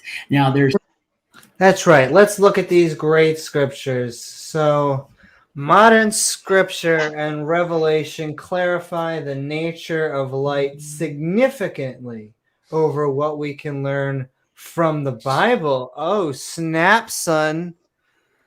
Here we have the first pot shot at the Bible. They're trying to be like, yeah, the Bible is our We're better. canon, but We're better. 2.5, whatever we want to call it. Windows 3.1. And then here are the quotes from it. 156 times where light is talked about in the standard works, 195 of these in Latter-day Saint scripture. Modern scripture and revelation clarify the nature of light significantly over what we can learn from the Bible. One particular salient verse in the Doctrine and Covenants, the word of the Lord is truth, and whatsoever is truth is light, and whatsoever is light is spirit, even the spirit of Jesus Christ. Section 88:67, and if your eye be single to my glory, your whole body shall be filled with light, and there shall be no... And that is interesting. So this is them talking about Jesus Christ in their scripture. It's like if you wanted an expansion pack of Jesus Christ, you could find it here. More Jesus? More Jesus. I know Jesus. some people... Look, some people always are going to like the classic. Some people, they get a new cast. They want to add more. darkness in you, and that body which is filled with light comprehendeth all things. Section 131, verses 7 and 8. There is no such thing as immaterial matter. All spirit is matter, but is more fine or pure, and can only be discerned by purer eyes. I don't know what that We cannot means. see it. But when our bodies are purified, we shall see that it is all matter. This passage defines spirit and light as one aspect of spirit to be a material substance. Calling it fine implies that it is made up of very fine particles. The fact that it's seen with pure eyes fits well with the concept that spirit is like light in its character, hence the close relationship between the two. Okay, section 88, verses 6 through 13. Ooh, my Lord, is this a deposition? Scriptures on light continued. Fantastic. So in summary, thank you. Modern revelation teaches us that light is a kind of spirit matter. It does. that the two terms are often used interchangeably. Oh, yeah. You remember when you were in your high school science class and you opened the book and it talked about spirit matter? Sure. That is material composed of fine particles, that it fills the immensity How fine? of space. Oh, How fine are baby. those particles? Very fine. Not a little bit fine. They're very fine. It's like extra cheese, that it fills the immensity of space in that trunk. That is in all things and gives them the law and life. Wow, this sounds so scientific. And that it constitutes, there's my fantastic comprehension, constitutes the very power of God emanating forth from him. Oh my, is that what they call it these days? To all his creations. There we go. Packed filled with science right there. And to give context to this light they're talking about, so, you know, there's this idea of we were spirits before this life and then we got a body. Well, because he said we were eternal and we become spirit, there came this idea that we were something before spirits, and so that was where light came. We were all light, or these intelligences, as he calls them, and so that's where this comes from. It's just a reductive view of we were something before. It's like what do you call those Russian nesting dolls? And so that's what he's talking about. And so how this guy is relating it to this shit, it really doesn't even make sense to me from like a Mormon perspective. It does seem like he's just picking random quotes and saying, but science.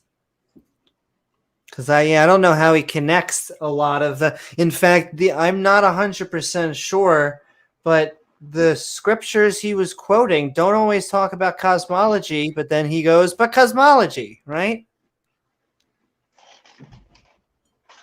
Technology. Like at the very beginning with Moses, he was talking about the book of Moses. But I guess the book of Moses is a different Moses retelling, but it doesn't have to do with like grains of sand in the sky equaling stars, is what I'm saying. Like So even the from hourglass, a Mormon over the days of our perspective, it lives. seems kind of random. The gaze of our lives. At least this guy doesn't get cramps with all the stretching he does.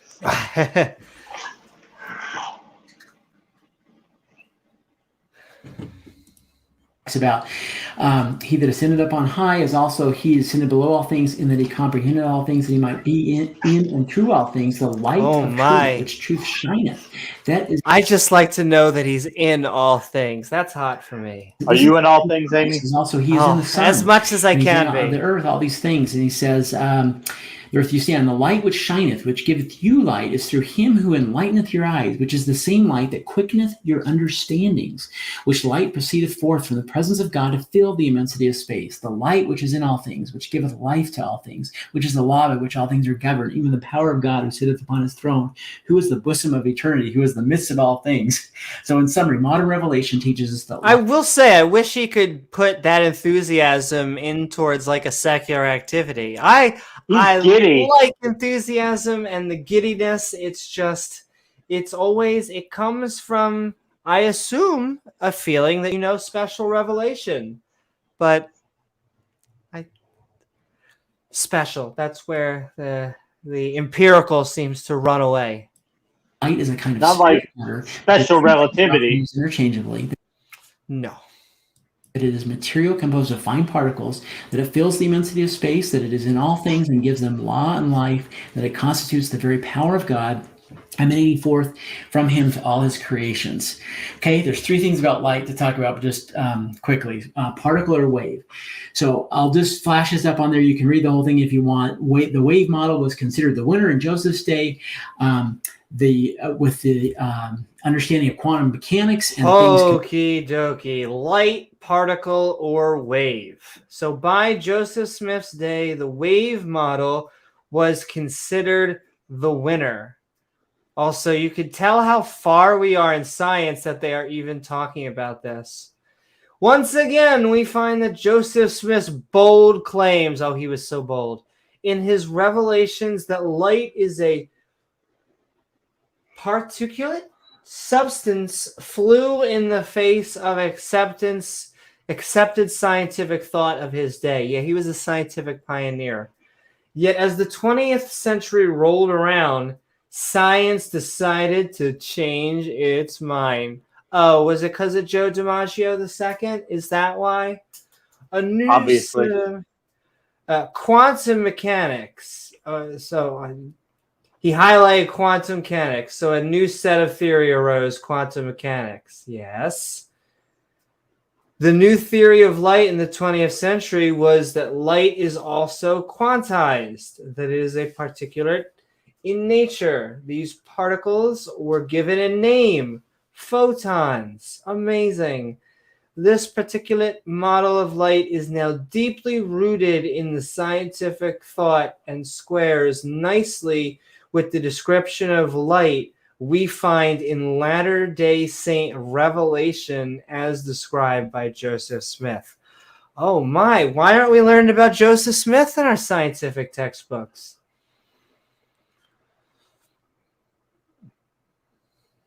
Are you on mute, Jason? I think he's trying to read it. He's trying to find the science. Can only be broken. Yeah. down. Now I was muted, but like I'm trying to figure out, like, I'm sorry, but like, where does it say anything what Joseph Smith said about this? Where's the quote? This is all just a bunch of pontification about what this guy thinks. But is there a quote from whatever books they have that Joseph Smith said some shit like this? I mean, I'd say, I don't, was there something on the previous slide or the previous? I don't think so. He's probably going to get to that next. Okay, all right. I mean, it's easy just to kind of say, hey, you know, this theory matches up with what Joseph Smith said. I'm like, yeah, but what did Joseph Smith say? Oh, this right here. That whole paragraph. He that ascended up on high, as also he descended below all things, in that he comprehended all things, and that he might be in all and through all things the light of truth which shineth. This is the light of Christ, blah, blah, blah. He's the light of the sun, the moon, the power thereof, the earth, the power thereof, the light that shineth, give you light through which is light of your eyes. Same light that's quicketh your understandings. Yeah, I think so. I don't see anything in here that says anything even close about quantized or particulate or, even like or wave-like light. Yeah. I don't see anything like that. Yeah, again, this is just the idea of hierarchy, because what they believe is that the light that our sun has comes from the sun that God resides in or near, and that one, it's a dumb idea, but yeah. Really? Hey. Yeah, in the book of Abraham, it talks about this principle of like the light it gets from Kolob and all this shit. It gets really silly. Little sci-fi. Yeah. Hey. Photons, these particles, and so light was determined to be a particle, just as Joseph said. Now, they also just as Joe DiMaggio agreed it can be considered a particle, and exactly like what he said. Observations, but definitely particulate in nature. Definitely. So kind of fascinating there for what Joseph said about that. Now, very fascinating. Love this, Joseph. More light than the eye can see. Look at this spectrum. Oh my lordy! Look at this spectrum. I got a whole spectrum. Where do you fall on the Kinsey scale? We're all finding out tonight. Light more than the eye can see. Joseph's revelation. Wait a minute. I don't know the exact date, but I believe like infrared light was discovered before Joseph Smith. Like, let me look it up. I think it's like in the 1700s. Like, that would not surprise me. We underestimate how long we've been learning in the past few hundred years, but that includes a time when Joseph Smith was alive, when we had guns. Okay, guns were invented. Okay, we were shooting guns at people at this point. The Mormons made good guns. The Browning. 1800. That was in 1800. Yeah. So when he was in his 40 years before he. 30 years before he was. Yeah, the scripture was in 1832 and 1833. So yeah. So this is bunk. Yeah. So Joseph, you could be like, hey man, Joseph Smith, we already knew this. So it was probably already, I mean, I don't know, like if Joseph Smith knew it or not, but like, Well, it's two things are going on here. One, we like I said, it's the flattening. We say, "Oh my God, 1800s must have been so long ago." They must not have and known then we're anything. bumping him up by saying, "How the hell did Joseph Smith?" The Mormons must be going, "Well, how the hell did Joseph Smith, someone who lived at this, not too much longer than Noah or since then?" How does he know all this science? Well, he lived in the United States, the country that he went to war with 1 or 2 times. Happens. We all do it. But apparently he was a science seer. Totally. And if you just joined us, that's what we are listening to right now. Joseph Smith, the science seer. We're listening to evidences. We're moving past the halfway mark now of the video. And there's already been so much wisdom packed in. And then we'll go for about an hour of open mic. So we're having fun. We're moving through light more than the eye can see, which catchy name. Yes, there is a visible spectrum. There is radiation out of that. And a way that we can detect that is from the effects. Like you go in the light, even if you were blind and you went on the beach, you would eventually feel the effects of radiation from the sun on your skin. It doesn't matter if we can see it or not. But okay, light more than the eye can see. Joseph's revelations, what do they also imply? They also imply that there's more light than meets the eye. It almost sounds like a Ghostbusters quote. Visible light is only a small part of the broad spectrum of the kinds of light that exist. Is that what this entire thing is trying to say? There's nothing else. Most kinds of light are invisible to us. Hey, do you know what this radiate? There's no light. Do you know that you radiate light, that you glow like a light bulb, but you glow entirely in infrared light, not visible light? Okay, it's more screen here. So what we see is only a broad spectrum of the kind of light that exists. Most kinds of light are invisible to us. It's fascinating to think, too, that we actually glow like a light bulb, if you could see, with infrared light. And then look at it. It turns out that everything in the universe radiates light of some energy, even things that are very cold. Fascinating when you think about those pictures we just read. Very fascinating. This is my favorite one. This is absolutely fascinating. And I won't go into the chemistry here. Dr. Lamb did it in his class heavily, but you probably wouldn't, would you? And all these discoveries that they found. Dokie. Light, carrier of information of the brain, understanding. Oh, I love it when they talk about the brain. Is light conscious? Read the. All right, he says, what does this mean? This is an even more fundamental aspect of the modern scientific model of light that conforms to a statement in Joseph Smith's revelation, which was not understood to his day. This insight found in latter-day scripture goes right to the heart of one of the most basic principles of science, electromagnetism. It really doesn't. In Joseph's day, relatively little was understood about either electricity or magnetism. That guy with a kite was doing a whole bunch of stuff around the same time. It wasn't until decades after Joseph's death that this really is. He throws in high school science. Now let's get to the scripture. What does this mean? It means that electricity and magnetism are inextricable, connected, and are manifestations. Inextricable. Like it close? Inextricable. There you go. Extricable. There we go. I was about to say it in a funny tone, and I still couldn't. Inextricably connected, and are manifestations of the same natural process. Okay? As time progressed, it became clear that electromagnetism lies at the heart of understanding the inner works of an atom, said Joseph Smith. No. Furthermore, in the 20th century, we came to the understanding that light in the form of photons is the carrier of this force.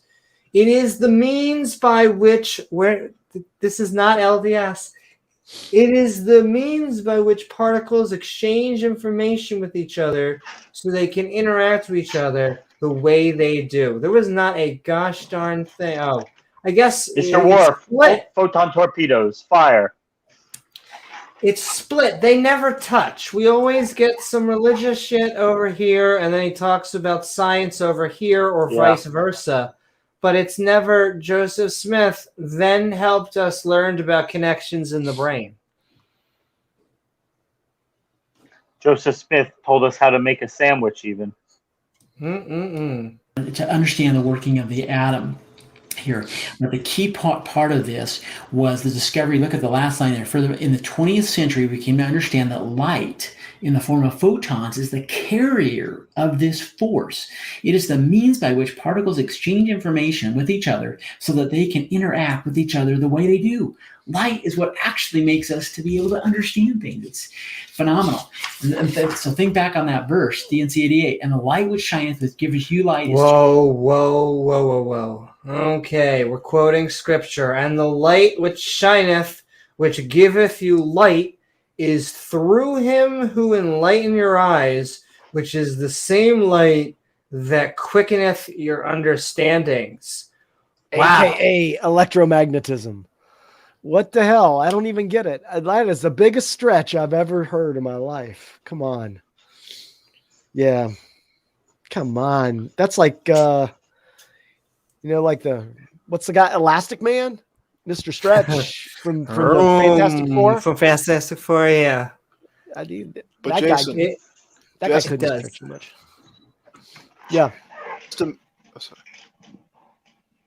Just imagine a Mormon watching this with their jaw slacked, right? Going, "Oh my gosh, like Joseph Smith knew, right? Like that's happening, man." Yeah, no, I get that. I mean, and I get the because you remember, like when people are predisposed, like they've been prepped, they've been hearing this over and over again. They've had emotional experiences.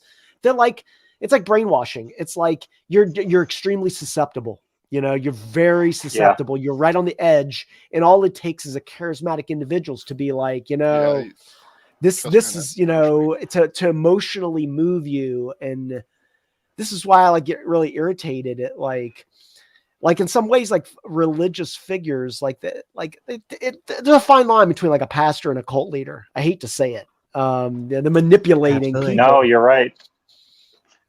To him who enlighteneth your eyes, which is the same light that quickeneth your understandings. Dr. Lamb says, I probably read this verse many times before it finally struck me that this seemingly obscure and rather odd statement made perfect sense from a modern scientific point of view. It says the same. So it took you reading it, the guy that he's quoting anyway, multiple times to realize what was going on. I guess they have to let scientists know how amazing of a scientist Joseph Smith is. They got to let everyone else learn. He didn't go to the moon in the 1800s with all this wonderful scientific knowledge that he had? No? Oh, okay. Guess not. Didn't write any books or make any amazing discoveries. He just knew all this shit and he wrote it down in the Book of Mormon? Yeah. And in the extracurricular activities that he wrote, all those letters and fun stuff. Light which we see with our eyes also works in our brains to allow us to think and to understand. Is that true? Yes, by the principles of modern science, but it didn't make a whole lot of sense in Joseph Smith's lifetime. So, and then makes even less sense now. The process of seeing a flower and how it all works with this chemistry and the photons of light carrying it to your brain and understanding. And he says all the steps in the process, from the origination of the light in the flower to the final processing in your brain to recognize it as a flower, involve the same natural principle, electromagnetism, the chemistry of emitting and absorbing light, the transmission of that light through space, and the transmission of electrical signals to nerve and brain cells are all electromagnetic processes working on a common principle. If you look back at that verse in section 88, you will notice that this concept is perfectly consistent with what is taught there. The light we see with our eyes is the same as that which enlivens our brains and allows us to think. Joseph didn't know these things at the time. No one did, because the principle of electromagnetism that governed the behavior of protons and electrons, atoms and ions hasn't yet been discovered. Okay, let's talk about the God of nature. So lots of fun stuff here. So there's two particular principles found in the God of nature. Yes, let's talk about it. So Joseph Smith's day, in almost every denomination of Christendom, revolutionary. Joseph's revelations were concerning the nature of God. Okay, that sentence doesn't make sense. Let's start this over. This is the state of things as they had developed by Joseph Smith's day in almost every denomination of Christendom. It helps us to realize just how revolutionary Joseph's revelations were concerning the nature of God and how much more compatible they were with modern science than the traditional view. Once again, this is the second pot shot they're taking. They're basically saying why we are so much better than the other versions of Christianity. So Joseph's theology concerning the nature of God brings him back to basics. No. Back into the natural universe and makes him a participant in rather than apart from nature. What does that mean? Oh, my Lord. This so-called God of the gaps approach, as science reveals more about the true workings of nature, there is less and less need for God to explain the parts of nature we don't understand yet. Yeah. As the gaps diminish, so does the need for God. Yeah. Restored that's church true. recognizes no such gaps. That's your. I feel like that's more a you problem. The Father, you may not recognize them, but yeah, good for you. You'll still take our medicine and fly on our airplanes and use our cell phones. The Father we worship is not above nature, but one with nature. I always love the masculine pronouns. I can't help it. Because to me, it just shows and illustrates how silly it is. It shows how human it is. I'm not biased. It'd be just as silly if it said the mother.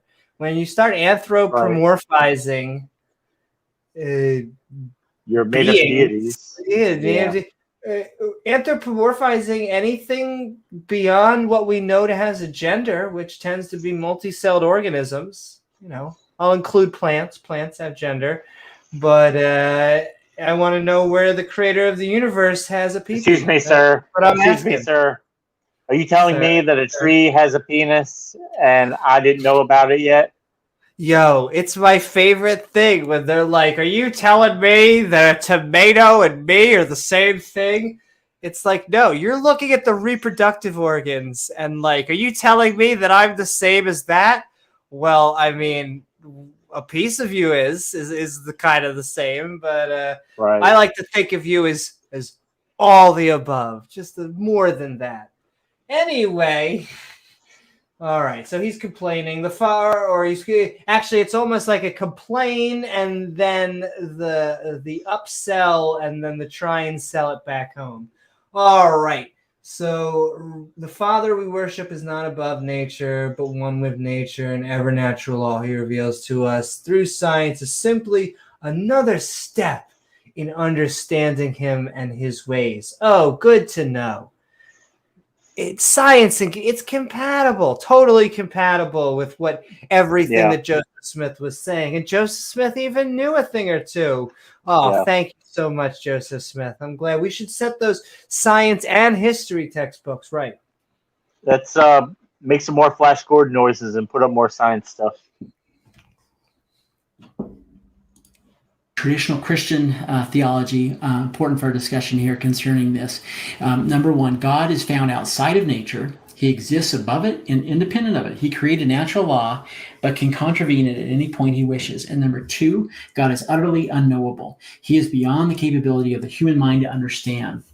Now look what I've underlined here. Joseph Smith's day, almost every denomination of Christendom thought like this. So Joseph's revelations were concerning the nature of God. Joseph's theology. So hold on, it is important. Let's talk about what holes he thinks he's filling in here. He thinks two important Christian theology points that we totally, like for realsies do better. Oh, God is found outside of nature. He exists above it and independent. He created natural law, but can contravene it at any point he wishes. God He's is utterly magical. unknowable, and he is beyond the capability of the human mind to understand. But not LDS, not Mormons. The Father we worship is not above nature, but he's one with nature. Yo, deep, dude. Hold on. I'm trying to make it make sense. All right. Keep drinking the Kool-Aid. But every natural law he reveals to us through science is simply. I shouldn't insult potheads because this stuff is just dirt.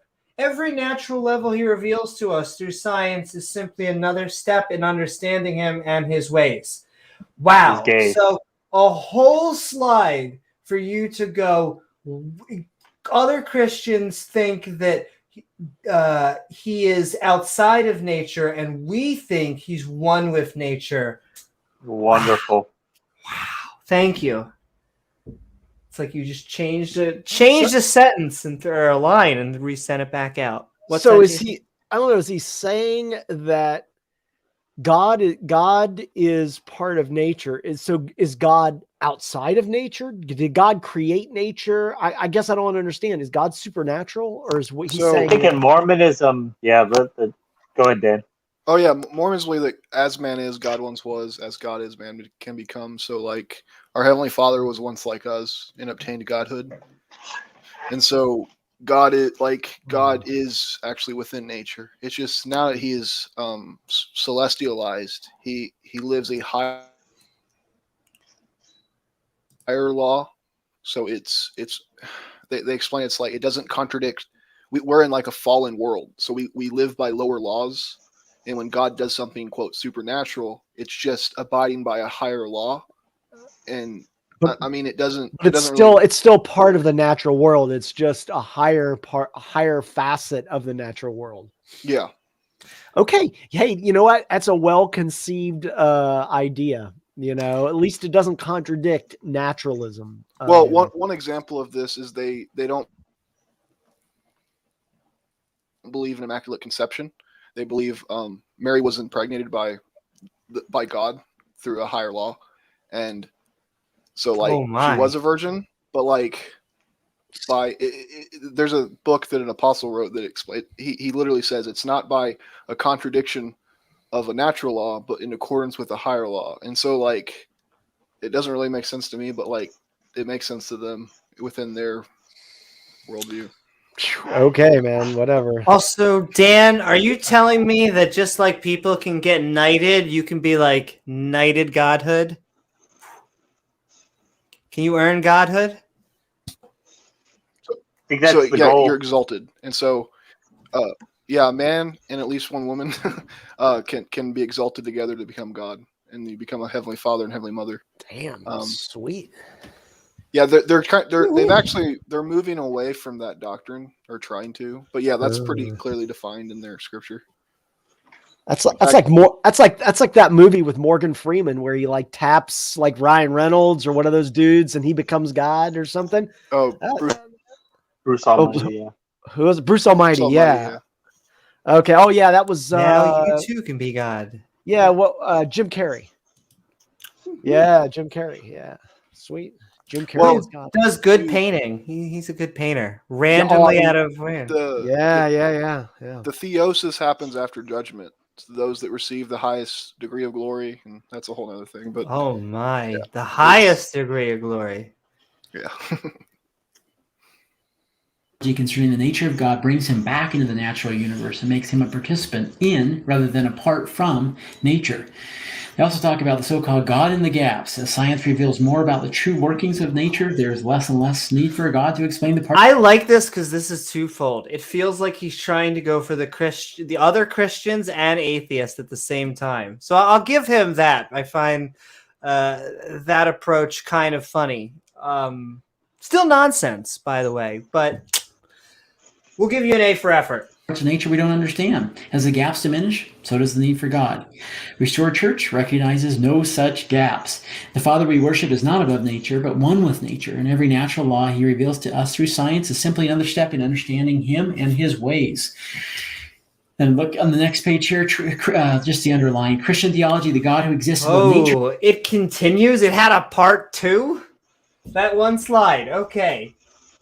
Christian theology in the God who exists above nature may be seen to intervene into the natural course of things.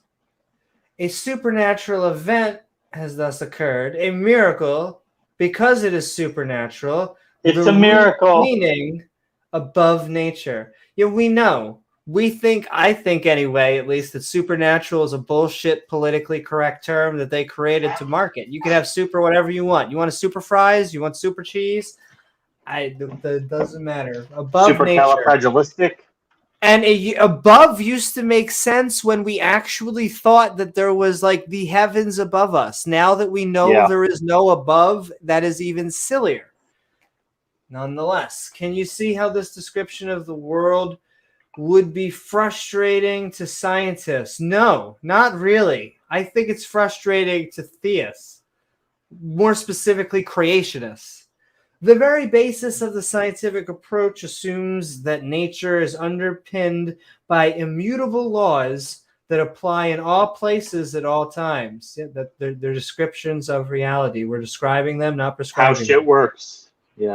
Scientists and others, as they reason for finding religion insupportable. Scientists and others. I need to read that whole sentence because that makes no sense to me. So this traditional theology sets up an almost unbridgeable chasm between science and religion, one which is often referenced by scientists and others as they reason for their finding religion insupportable. Yes, we'd like some empirical evidence for your God. Yeah. And right now, you're not even trying to do that. You're trying to prove that Joseph Smith was a science seer. Yeah, and I'll just point out that hating on other Christians for how stupid their theology is like a pastime for Mormons. Really? Yo, I don't find that surprising at all because it feels like whatever it's two things, actually. Whatever religion comes after, they want to first like cling on to the old and be like, we're representing that, we're the true representation of that old religion. And then they, in the other hand, also like to be like, oh yeah, but look at their 8 out in technology and they didn't know anything. Clearly, we have a better scriptural insight than what they did. Like the Protestants did at the Reformation. They kept a lot of Catholicism, but they changed a lot of shit and said, we know it better. But I get Muslims all the time that are just like, oh, you're probably looking at it from that silly Christian worldview. And the weirdest thing I find about Muslims is that they believe that they are the continuation, at least, of the Torah or the Old Testament portion of the Bible. And so they're like, how dare you or it's so silly that you would think of it from a Christian worldview, but it's like, I don't like Yahweh. If you're the Abrahamic religion, we got some Lucy, you got some splaining to do. That's all I'm saying. Doesn't matter which flavor. But yeah, it doesn't surprise me that they all think the others is stupid. And this is a well thought out strategy. I'm not sure this was Joseph Smith's intention. This is just like they've taken 2 sentences about Joseph Smith has said, and they've been like, okay, wait a second. This God of the gaps, methodological naturalism, it's a problem we can't defeat. We can't get around that. So you know what? I got an idea. God's not supernatural. God's part of the natural world. We haven't discovered it. But you'll notice they mention a bunch of shit about, according to Joseph, not only does God have a perfected, resurrected body, but he's personally endowed with an infinite spirit that shines forth from his person to fill all the spaces and give law. You know, all this stuff that we're like, supernatural claims, basically. Yeah. I mean, under this premise, what we would say is that like eventually man should be able to discover all this shit out through science. We should be able to figure out all this stuff. So it sounds like he says we on line 3 of the last paragraph, we certainly can expect to comprehend him eventually as we progress to becoming resurrected beings, and on condition that we follow in his footsteps. So we'll be able to comprehend him, but only once we're resurrected beings and on the condition that we follow in his footsteps. But what if I don't follow in his footsteps and I'm not a resurrected being, but I have a bunch of scientific knowledge? I should be able to figure it out. Oops. So no, you made the wrong choice there. Oh, I know. Damn. I'm going to the eternal. I'm going to bring your fire suit. Yeah. Well, Do Mormons have the same view on hell? Are they annihilationists? That's a good question. They're not. Well, some to a degree are, but it's not clear. But there's 3 kings of glory and blah blah blah. Oh my! What do those 3 kings do for glory? And if you just joined us, we are Midnight Ranting on Joseph Smith, the Science Seer, and also what is up, E. Logan? But they're actually a form of universalist that everyone goes to heaven, but some are in a lower degree of glory, so they don't get all the benefits of like being saved. Like if you're not exalted, you lose your junk. I'm sorry, what? Disappointing. Yeah, you lose your junk, like as your genitalia. Get laid in the lower kingdom of glory. Wow, yeah, it's rough out there. Huh? Yeah. Well, not that I should be complaining about that of all people, but for the rest of you, that guy probably. Anyway, we are Midnight Ranting. We are actually 2/3 through the video. Probably when we start to get 3/4, 4/5, I'm gonna start to like fractions. Wait. No, I'm going to send that link into chat so that we can start to have she's gonna an open mic. She's gonna put her lips up to that glory hole. Oh shit! 3 kings are here for me, baby. Moving forward, she's got 1 mouth and 2 hands. That's fine. That's right, baby. Shake weights. Also, I notice all of this, just to say Joseph Smith's theology is we find God existing in nature. That's really not that mind-bending. Like, I've heard that from other theists. I don't understand. Look at the trees. Look at the trees. Look at the garbage dump. Look at the slums. Right. Look at the cemeteries. Look at the burn wards. But see, I'm not convinced this is actually a like broadly accepted view, right? This is more like a subset of apologists are arguing this, but like this isn't clearly defined in their doctrine. And I will say that is the funny thing. I mean, it's not just Mormons, it's every Christian, every theist I've ever met. If you go to a pew in church, the person on the left side of the pew is going to have a different from the right side. It's going to have a different from the person behind them. So you end up with everyone basically having their own personal theology, no matter what religion. That's right, Farron. You're catching on. See, to intervene into the natural course of things.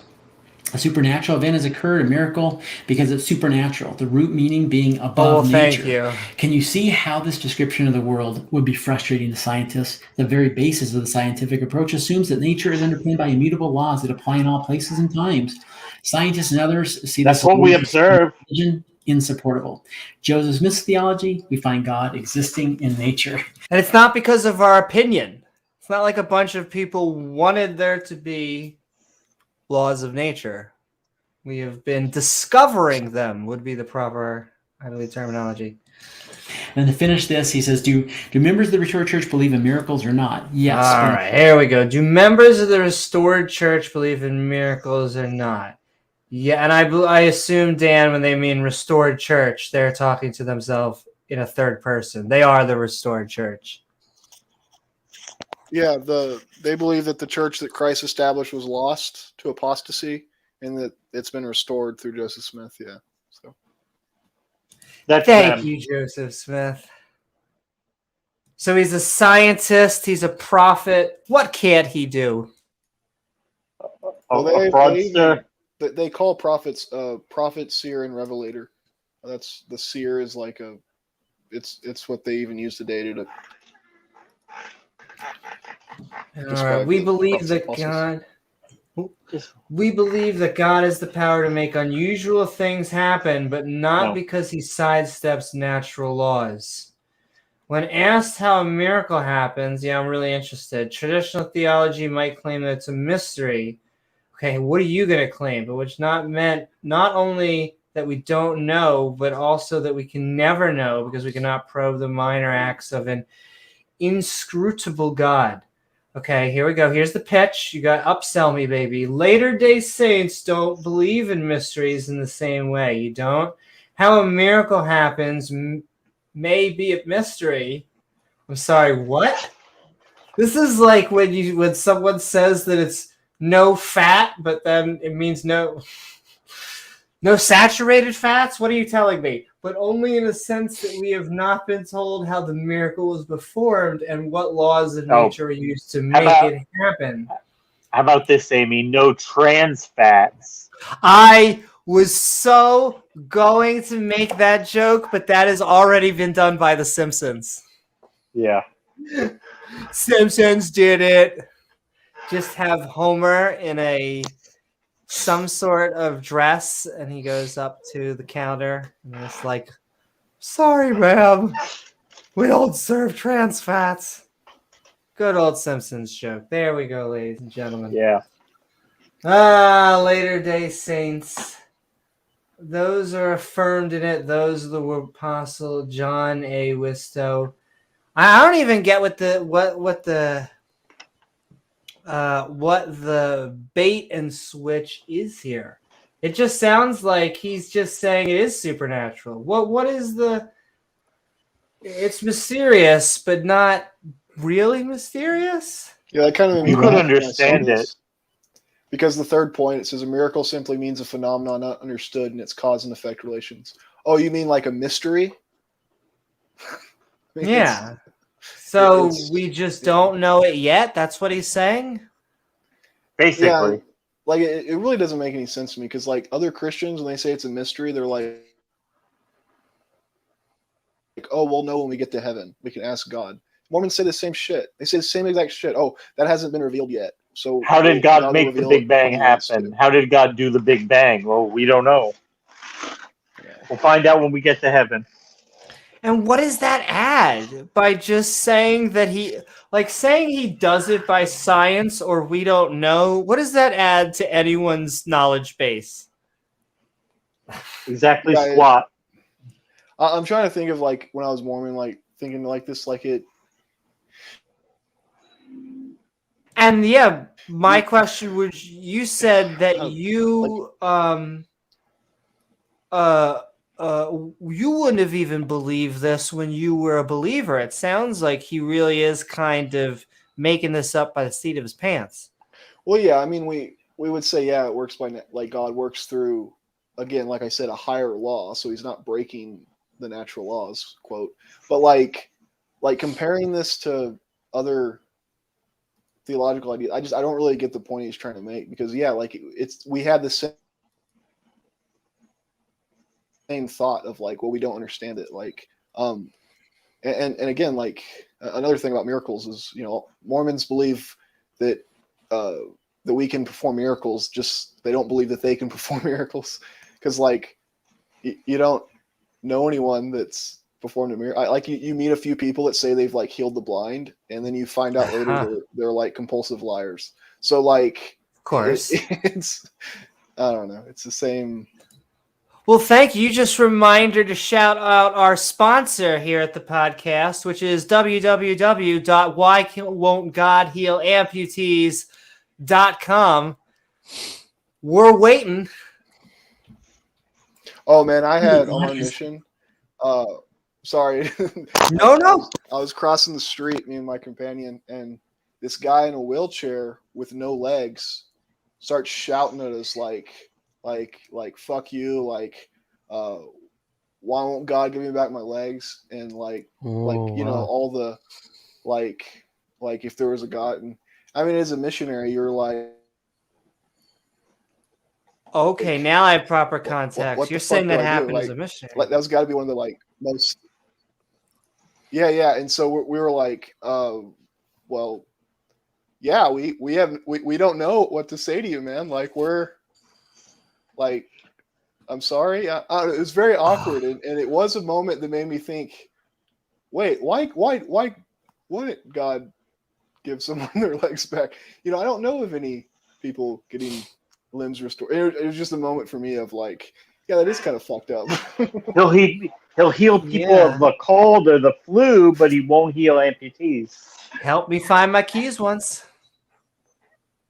But we gave missionaries, you give blessings, like you go and lay your hands on people and anoint them with oil and all this shit. And Amy does the same similar thing. jobs. Yeah.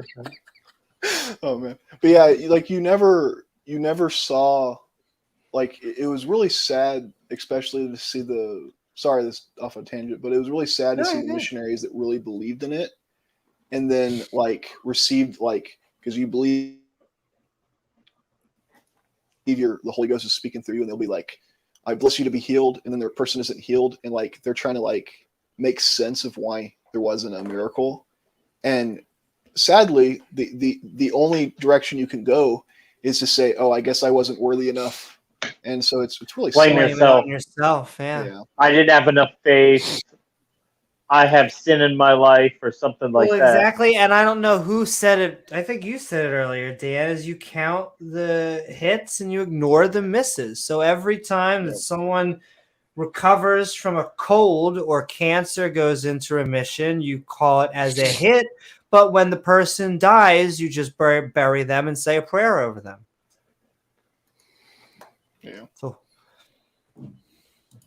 the power to make unusual things happen, but not because he sidesteps natural law. When asked how a miracle happens, traditional theology might claim that it is a mystery, by which it meant not only that we don't know, but also that we can never know because we cannot probe the mind and acts of an inscrutable God. Latter-day Saints don't believe in mysteries in the same way. How a miracle happens may be a mystery, but only in the sense that we have not been told how the miracle was performed and what laws of nature were used to make it happen. And this difference in our understanding of miracles results directly from the different way we understand the nature of God. I love this. He shared this from John A. Widsoe in his book, Joseph Smith as a Scientist. 3 points. In Mormon theology, there is no place for immaterialism. Science knows phenomena only as they are associated with matter. Mormonism does the same. 2, in his conception of God, Joseph Smith was strictly scientific. He departed from the notion that God is a being foreign to nature and wholly superior to it. And 3, a miracle is a phenomenon not understood in its cause and effect relation. all right, there's the money shot of this slide. All right, these ideas are affirmed to the words of the Apostle John A. Widsoe, who wrote in his book, Joseph Smith as a Scientist, in Mormon theology, there is no place for immaterialism. There isn't. Science knows the phenomena only as they are associated with matter. Mormonism does the same, which is now he's quoting someone who's quoting someone about Mormonism, not actual scripture. In his conception of God, I don't know how you know this, Joseph Smith was strictly scientific. Really? He departed from the notion, totally, that God is a being foreign to nature and wholly superior to it. I feel like I could even fake put on a Christian, or different Christian denomination, whatever you want to call it, and say that they're trying to say that supernature is above and would encompass nature. I feel like I could steel man the other Christian religions right now better than he could, but I won't because we're not theists. So we'll let them argue. And I'm pretty sure, like Joseph Smith, this was the early 1800s, so it was very influenced by the Enlightenment ideas that were, existing in Americas. So like that was a idea that a lot of Christians held already in the late 1700s of God has made laws that the universe works a certain way, and so God works through nature. You know what I mean? Like that wasn't a revolutionary idea. In other words, it was in the air at the time. It didn't come out of nowhere. Yeah. And Joseph Smith's whole shtick was, hey, they don't have answers, we do. I mean, that was his only point. I mean, his answers were constantly changing and contradictory and all that, but he had answers. Answers in the Book of Mormon. Woohoo! Well, interestingly enough, the early Mormons didn't really use the Book of Mormon. Like Joseph Smith didn't really use it, which is kind of interesting. They mostly use the Bible. When did it become mainstream? I mean, they used it kind of, but it was like, I think probably about 100 years later, they really started to like use it for proselyting. So it kind of transitioned into that, right? Thank you, James. Yeah, like the early Mormons, you had to, if you wanted a Book of Mormon, you had to buy it from them. Like they sold them. Really? Yeah, like Joseph Smith mostly created the Book of Mormon because he thought it was a get-rich-quick scheme, like to sell books. Would not surprise. Wasn't he arrested for literal when we say he's a con man, it's not just an atheist fedora tip. Like it really is. He was convicted of being a con man. Yeah, literal fraud. Yeah, he was he was a legitimate, like, he practiced a known stuff fraud. like glass looking. Like he would go to farmers and be like, hey, there's probably treasure buried in your land. Do you want to pay us to find it? And then, like stuff like that. Like, yeah, it was pretty blatant. Yeah. Well, for what people may say, like or may hate about Joe Rogan, I love his quote. The difference between a cult and a religion is that in a cult, the leader knows that he's full of shit. And in a religion, that guy's dead. Except I would argue that the current leaders of the LDS Church also know it's bullshit. But well, I will say the funny thing about that, I'll say why I agree with you, but that goes back is because they get new charismatic leaders. And we were just talking earlier, I forget who brought up that the line between a charismatic preacher and a cult leader is very thin. I think that was Jason, yeah.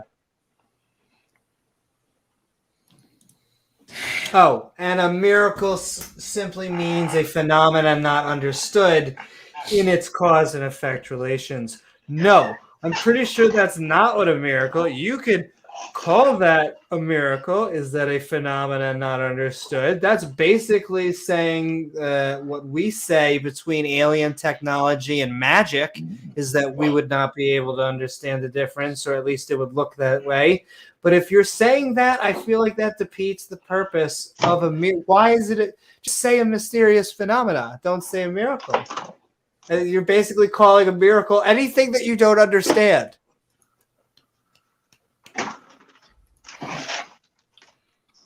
Cool.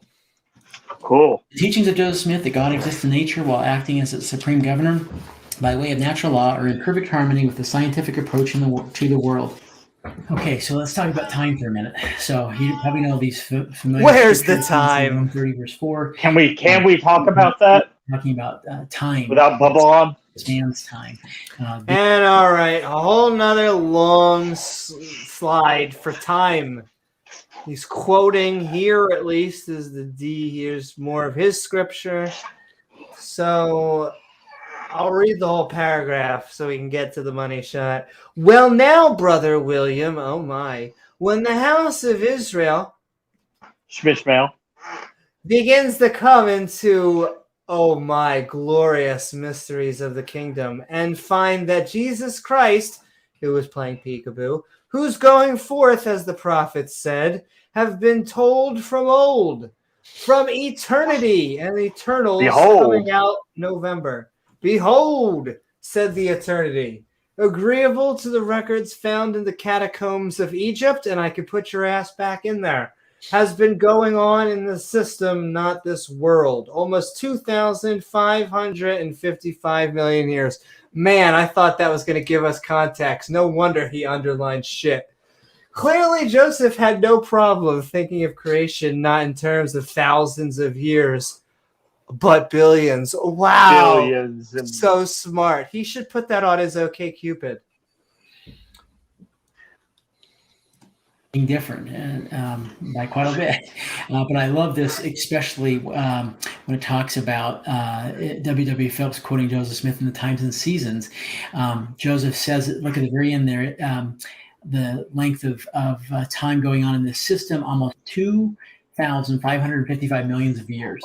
Clearly, Joseph had no problem thinking of creation, not in terms of thousands of years, but billions. And I'll say just at the time, the Christian community really believed in the literalness of the Bible. They sometimes creation still happened do. over 7 days, and the Earth had been around for about 6,000 years. That was the common thinking. Now, geologists were starting to explore and think much longer than that, but definitely not churchmen. Essentially, the Christian understandings, even today, actually, for many, will still take that approach. So if you look at this, Joseph had kept the word day in his retranslation of Genesis. All right, what do we got on the plate? I almost thought that said Abraham Lincoln. No, the classic Abraham, or maybe their version. So Joseph Smith found the word time to be more appropriate than day. What? I have to read the sentence. Joseph had kept the word of day in his retranslation of Genesis found in the Book of Moses. That's his actual scripture past the Book of Mormon thing. But in the parallel account in Abraham, he found the word time to be more appropriate than day. Fantastic. We learned about long after Joseph's death into the nature of time itself. Oh, really? We learned it from Joseph, or he knew about it before then? It deals with the differences in a way that time appears to progress from one observer to the next. Einstein's theory is relativity. Oh, and I always go, Newton, Einstein, Joseph Smith. That's generally how my list of favorite scientists go. Einstein's theories is relativity.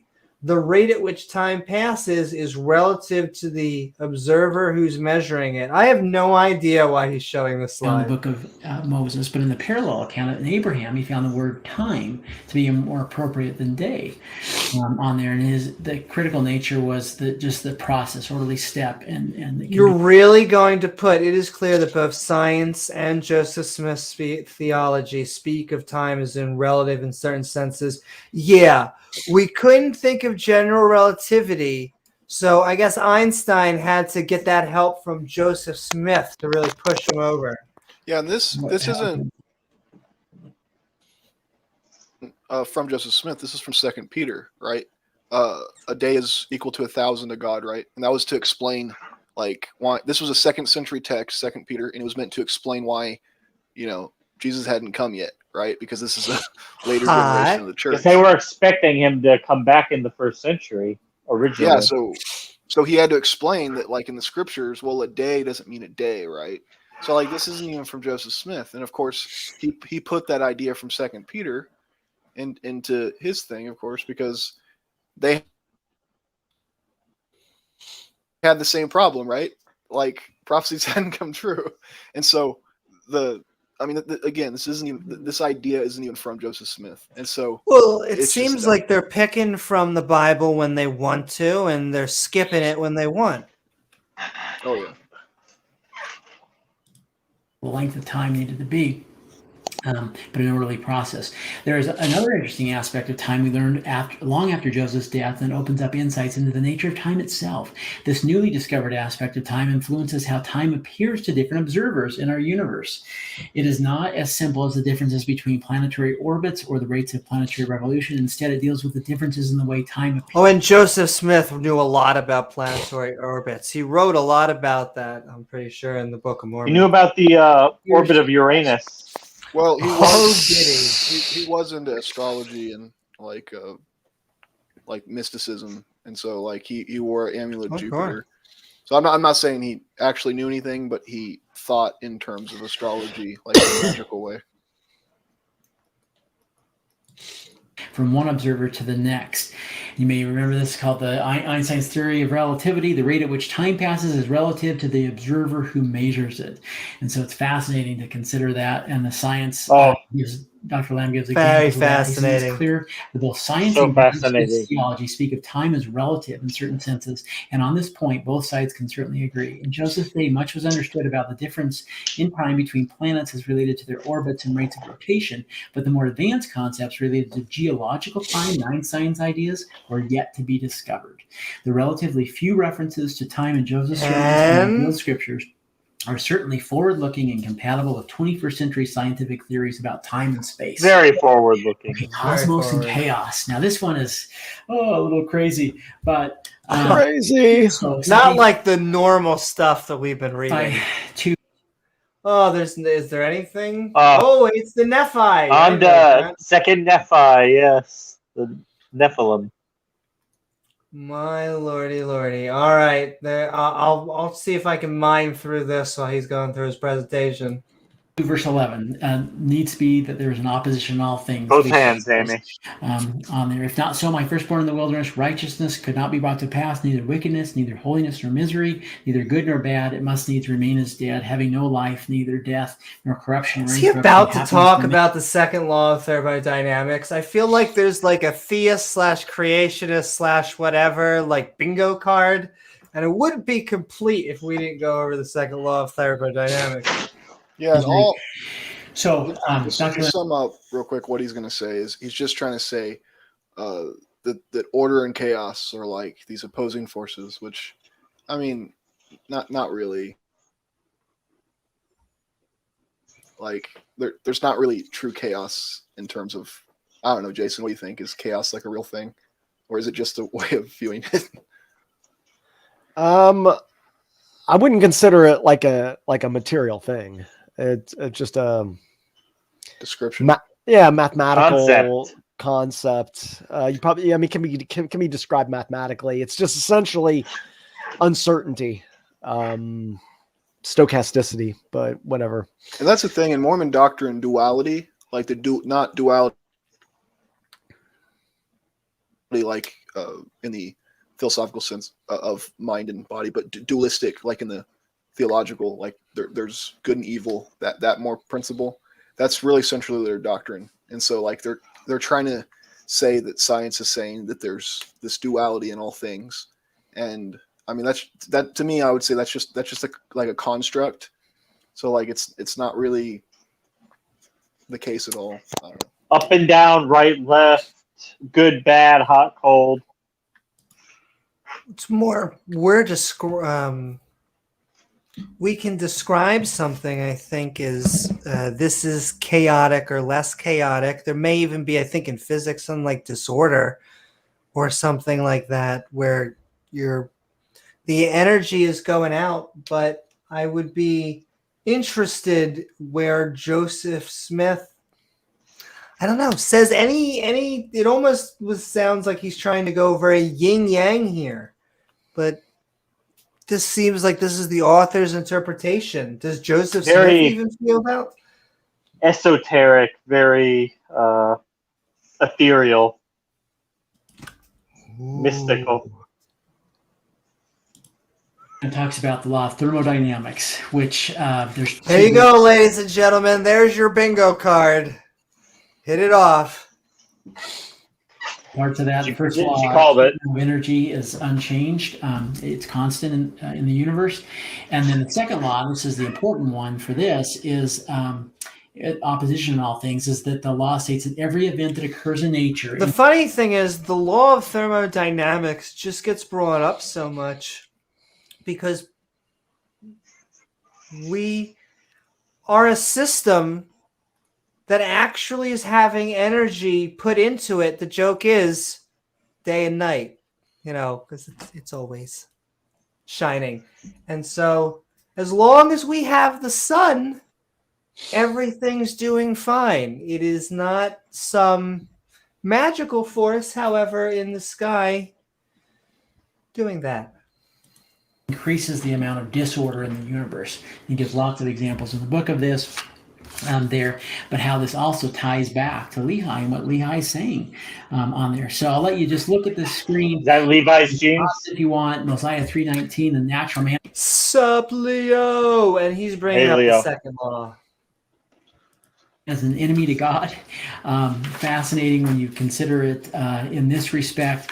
And so if we look at this last page on this, clearly as participants in nature, human beings are as susceptible to the workings of the second law. And of oh thermodynamics. my lordy, okay, let's pause this for a second. Of course, he was setting it up. I don't know why this triggers fucking theists so much. Christ lifts us beyond reach. Like, they seem to have this thing.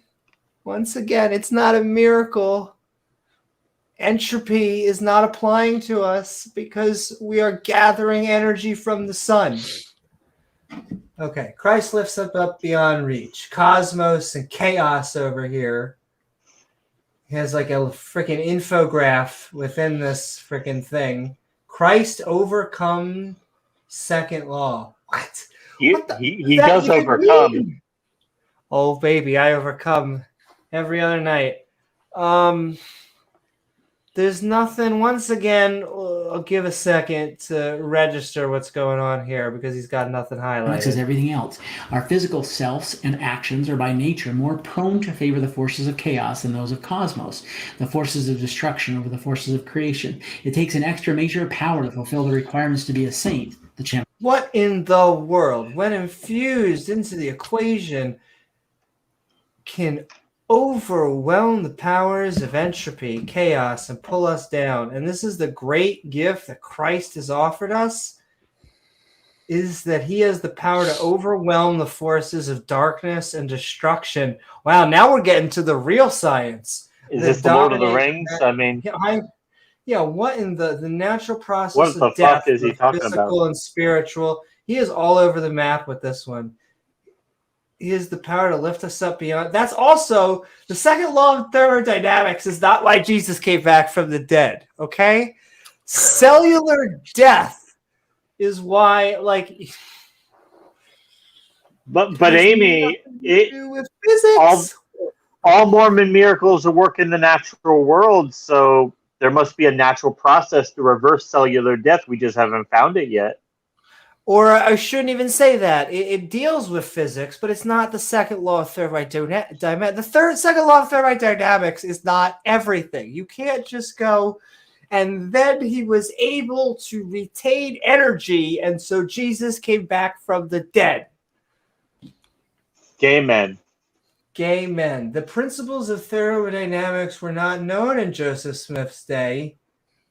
This law and interpretation in terms of atomic nature of matter was developed in Europe during the it was developed after him, and I'm guessing Joseph Smith didn't know it. So regardless of your claim, yet in this respect, Joseph's theology and science find common ground. Found common ground. Well, if he knew it first, then he should be getting credit for the discovery, right? I'm glad that you're awarding him a trophy with the scientists that did discover it. How nice of you. A Nobel Prize, maybe? For chemistry? For chemistry. Physics, biology. They're throwing all the subjects together. Furthermore, the clear expression of the doctrine of opposition, all things of the Book of Mormon, is one unique aspect of Joseph Smith's view of Christian theology, because it is a Christian theology, as they keep on telling you. It is a unique in the sense that Joseph's vision of the universe encompasses a heaven, you better add on to this, and heavenly things being not divorced from the dichotomy of cosmos and chaos by operating always in concert with the struggle between these opposing primal forces. Now, that is almost a John Maddox level word salad of just nonsense right there. I mean, they are English words in there. Those are all English words, so I'm going to compliment him on that. He knows John Maddox, I'm convinced. Only John could come up with something that eloquently full of nonsense. It transverses way too many subjects. I don't know how he could claim. He's just basically saying this is really fancy, and Joseph Smith would totally agree with it. Totally. He's been saying it back in the day. Ask his buddy. He'd back him up. He was totally saying before it was cool. Ask his dead body. Ask his dead body. Overcome the natural man, the champion of disorder. That power comes by way of the Spirit of God, which, when infused into the equation, can overwhelm the powers of entropy. Oh, when we put God into the equation. That pull us down. And this is the greatest gift that Christ has offered us, in that he has the power to overwhelm the forces of darkness and destruction that dominate the natural process of death, both physical and spiritual. He has the power to lift us beyond the reach of the second law into a plane of existence that allows not only for the absence of chaos in our lives, but to an eternal endowment of cosmos, or creative power. Good news of the gospel taking on a profound new insight when seen in the light of the laws of thermodynamics. So these principles of thermodynamics. Yes, we all know our last Christian thermodynamics course. Dynamics were not known in Joseph Smith's day. This law and its interpretation in terms of the atomic nature of matter was developed in Europe during the latter half of the 19th century, long after Joseph's death. Yet in this respect, Joseph's theology and science find common ground. Their teachings are complementary. Furthermore, the clear expression of the doctrine of opposition in all things in the Book of Mormon is one unique aspect of Joseph Smith's view of Christian theology. It is unique in the sense that Joseph's vision of the universe encompasses a heaven and heavenly beings, not divorced from the dichotomy of cosmos and chaos. Yeah, Joseph's interpretation is unique in that it incorporates all of the science for the last 1,800 years since, the other texts were written, or the 600 AD for Islam. Yes, but keep giving me your money. I like money. Keep giving me your money. And what breaks my heart is just in doing a little bit of research is just how much he was able to proselytize and how many people actually bought into this shit, into how he got thousands of people to come to Liberty and to places around him. And it's just religion. I don't know what it is about, being able to sell the invisible product. Same as Scientology. I'm impressed that it got anybody, but it does. When you have a good speaker, that makes a lot. And when you don't have a skeptical outlook, you can, I wasn't like this until my 20s. I had to really start to think about these subjects, and it's easy if you're just raised in a tradition. Not only is it easier, but you have to really go against the grain sometimes if you, lose your community. If you're someone in Utah, how hard is it, Dan, to probably gotten better, but how hard historically has it been to be a non-Mormon if you're somewhere, or even an ex-Mormon, or even an ex-Mormon?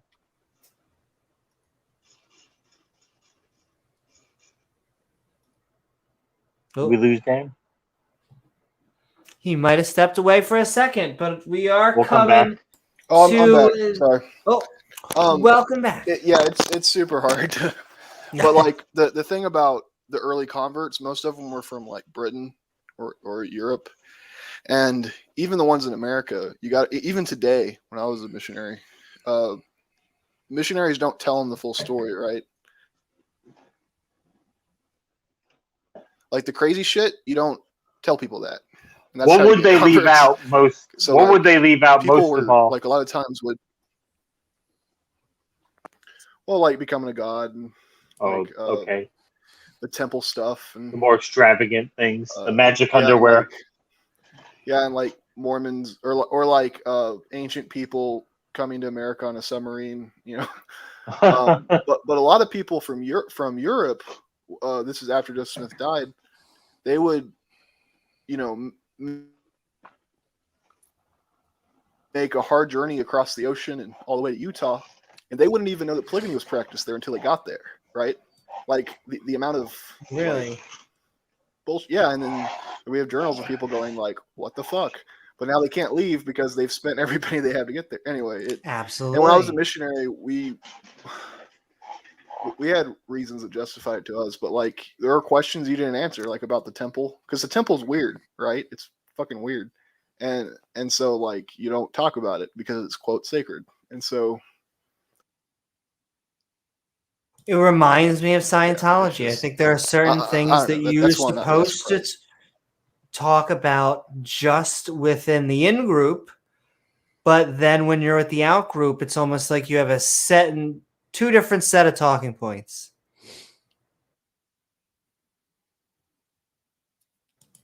And welcome back, Pat.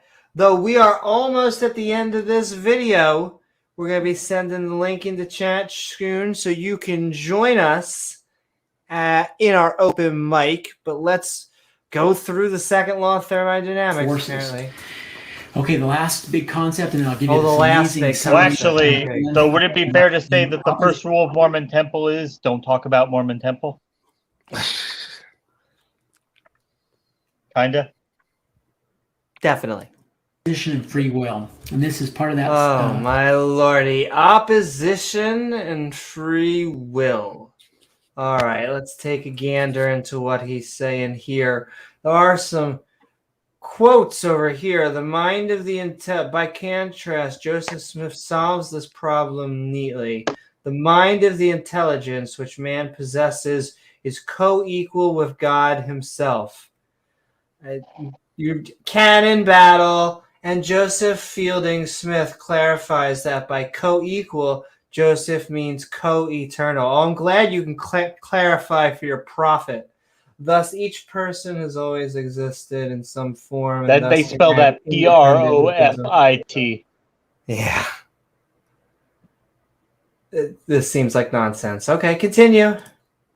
Second Nephi, again, opposition in all things. But Lehi goes on and he says, and if these things are not, there is no God. And if there is no God, we are not. Neither the earth. Oh, wow. Okay, there is no God. After to be acted upon, it must needs be that there was an opposition. Wherefore the Lord God gave him the man that he should act for himself. Look, there's got to be a villain, or what movie is it going to be? Yeah, it pisses me off because I talked to a Mormon a few days ago that said they're not presuppositionalist. And it's like, yeah, this is presuppositionalist. For himself, save it should be that he was enticed by one or the other. Clearly, the principles of opposition applies broadly among God's creations and is the eternal principle upon which our very existence is based. Yet the perfect goodness of a God outside nature generates a dilemma for an underlying principle in traditional Christian theology, that God created the universe from nothing and created each man and woman initially and completely at birth. Thus, the question arises, how could a perfectly good God intentionally create evil in the world and in man? This question is. I like his answers just because it's like God needs evil. It's just part of the shtick. Okay. It would be no fun without evil. 2,000 years. Yeah, By where the contrast, fun Joseph be? Smith solves this problem neatly. Quote, the mind of the intelligence which man possesses is co-equal with God himself. Joseph Fielding Smith clarifies it by co-equal. I don't know how that solves in anything. Like, how does that... It's like they make up an issue and then they solve it. Means co-eternal. That's exactly what it is. Each person has always existed in some form and thus can act independent of God's will. Man cannot point to a primal creator as responsible for his choices. We cannot blame God for our imperfect choices. Furthermore, according to Lehi's teaching, good and evil have always existed and are part of the underlying fabric of the universe, as fundamental to the universe as time and matter themselves. God exists and we exist only because the opposites he describes are at play. Now, I'm just flash this up on the screen for a second. Look at this. The creation story itself, opposites or contrasting alternatives. Jesus Christ. Holy moly. He is quoting, if they've never should have bitter, they could not know the sweet. Are you writing erotica now? What are we doing here? Light and dark. Water on the earth and water above quoting the earth. Legend. He's quoting darkness from the movie Legend.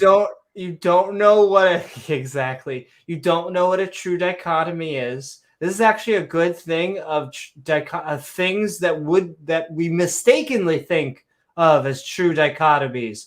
Sun and moon, life and death, What do you mean, Amy? How are those not true dichotomies? It would be sun and not sun, moon and not moon, life and not life.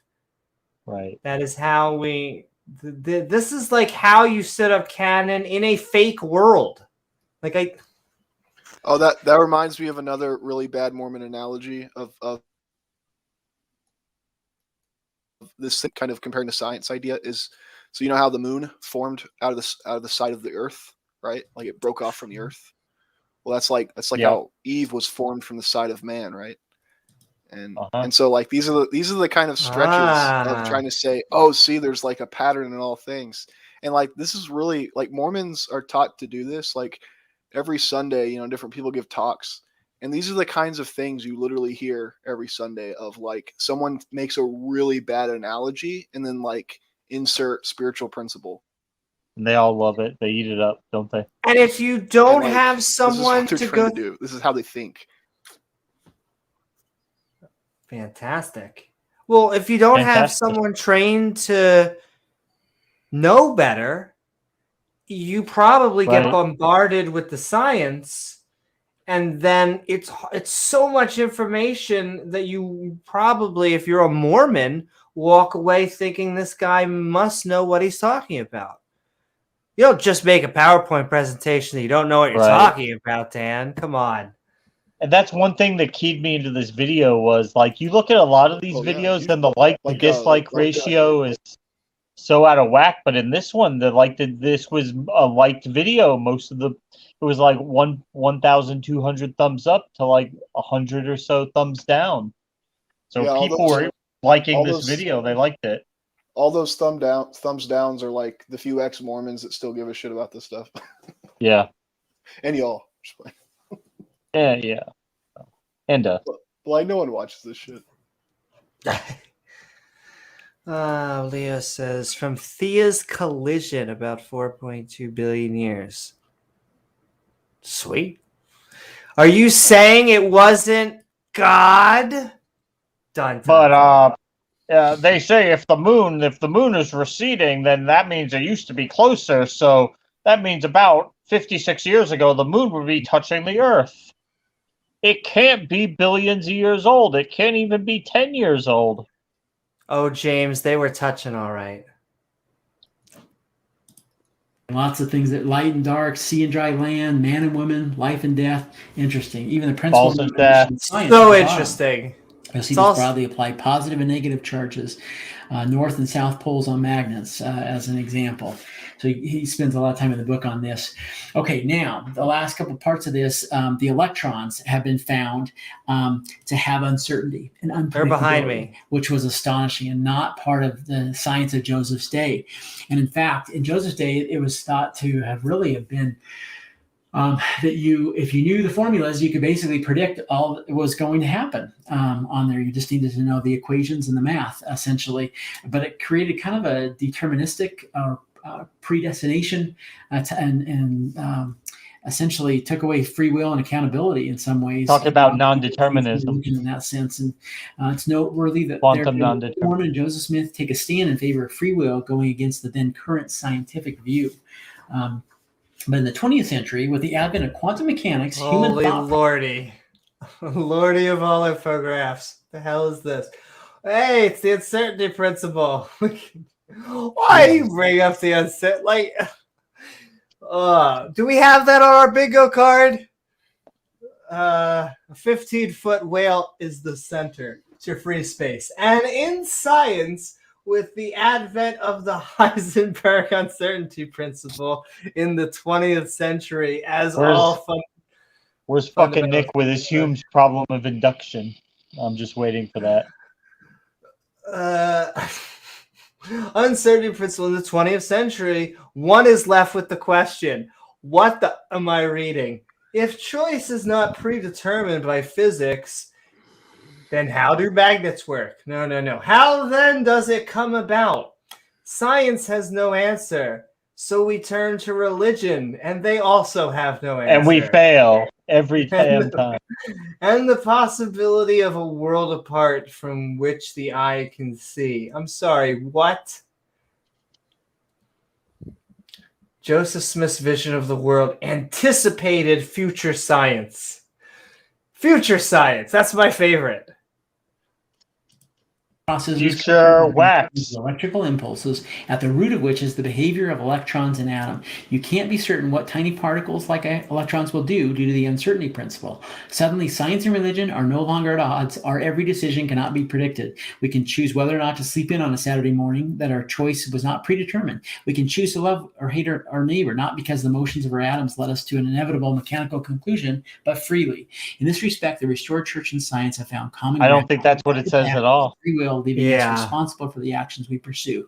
And in science, with the advent of the Heisenberg uncertainty principle in the 20th century. Also, because Joseph Smith was so known for writing philosophy on free will, probably as much as he was for helping push forward quantum mechanics. So thank you, Joseph Smith. What does the principle say, Jason? Is it that you can't know a particle's charge and position at the same time, or is that close? I think, are you talking about like the uncertainty principle with regards to quantum mechanics? Yeah. I think that's where he's trying to go. I think that, just the general concept that you can't, and maybe I don't want to misstate this, but that, there's like the observation principle, which it may not be what we're referencing here, but when you observe something that there's a change in it, but that's not the uncertainty principle. I don't know if I'm doing a good job explaining it. Better than he is. No, I want to see what is he saying exactly? And in science, with the advent of Heisenberg's uncertainty principle, if choice is not predetermined by physics, how then does it come about? Science has no answer. Well, we have a level of uncertainty. I wouldn't necessarily, we can quantify uncertainty. I wouldn't say that it's an unknown. And I think it's kind of disingenuous to say science doesn't have an answer. And basically, even bolder, he's saying they do have the answer. Yeah, even we have way more of an answer than religion does. Yeah. So we have to turn to religion and the possibility of a world apart from that which the eye can see. Science certainly explores aspects that are beyond what we can see visually, and we just don't make assumptions based on, the fact that we can't see something. Then we're just going to make some assumptions as to what that is. We say that we just don't know. And certainly are some things that we don't know, but I think we know a lot more than what religion has to say. Ramen. I do think And this all guy. right. Oh no, Dan. Yep. I do think this guy was just like, he was like uncertainty, determinism. Hey, uncertainty. That means determinism can't. I think that's his whole thought process, which I think is bullshit. Basically an equivocation. And we only have 2 minutes left in the video before we go into the open mic. We're going to go for about a half an hour or so, because we've been having some good discussion on it. But if anyone really wants to get their thoughts in, have something unique to say, either for or against, I'll be sending the link into chat right now as we finish up our midnight ranting on Joseph Smith, the Science Seer. Is left with the question, if choice is not predetermined by physics, how then does it come about? Science has no answer, so we have to turn to religion and the possibility of a world apart from that which the eye can see. Joseph Smith's vision of the world anticipated future science. It took a century to pass before modern science opened up the possibility of uncertainty at the atomic level, the very level at which intelligent thought has its source. And so once again, an apparent conflict between Joseph's theology and the science of the day was resolved with new discoveries in science after his time. Dr. Lamb says, I exercise my agency by choosing to see this as another testimony of Joseph's divine. insights. And with that, I want to finish with this summary. It's phenomenal. All I love right. it. Phenomenal. By saying, in summary, Joseph's God-given revelations anticipated the following: the vastness of God's creations of stars and inhabited worlds, the degree to which only later did science begin to uncover. Okay, vastness of God's creation of stars have a degree to which only later did science begin to uncover. That is not. Once again, he's basically claiming science after it's been found. Fantastic. That's easy for anyone to do. You guys should think about this. Could you imagine if we took a lens and maybe like another lens over here, and maybe if we were just able to get it just right, we could get magnification. Think about it. Think about it. I feel like it's going to be big. Existence of spirit and unseen worlds contiguous to our own, defied by the science of his day, but perfectly compatible with 21st century understanding of the world. Yeah, he was such a scientific the nature rebel. Of light and its relationship to life and intelligent thought, far in advance of the science of his day.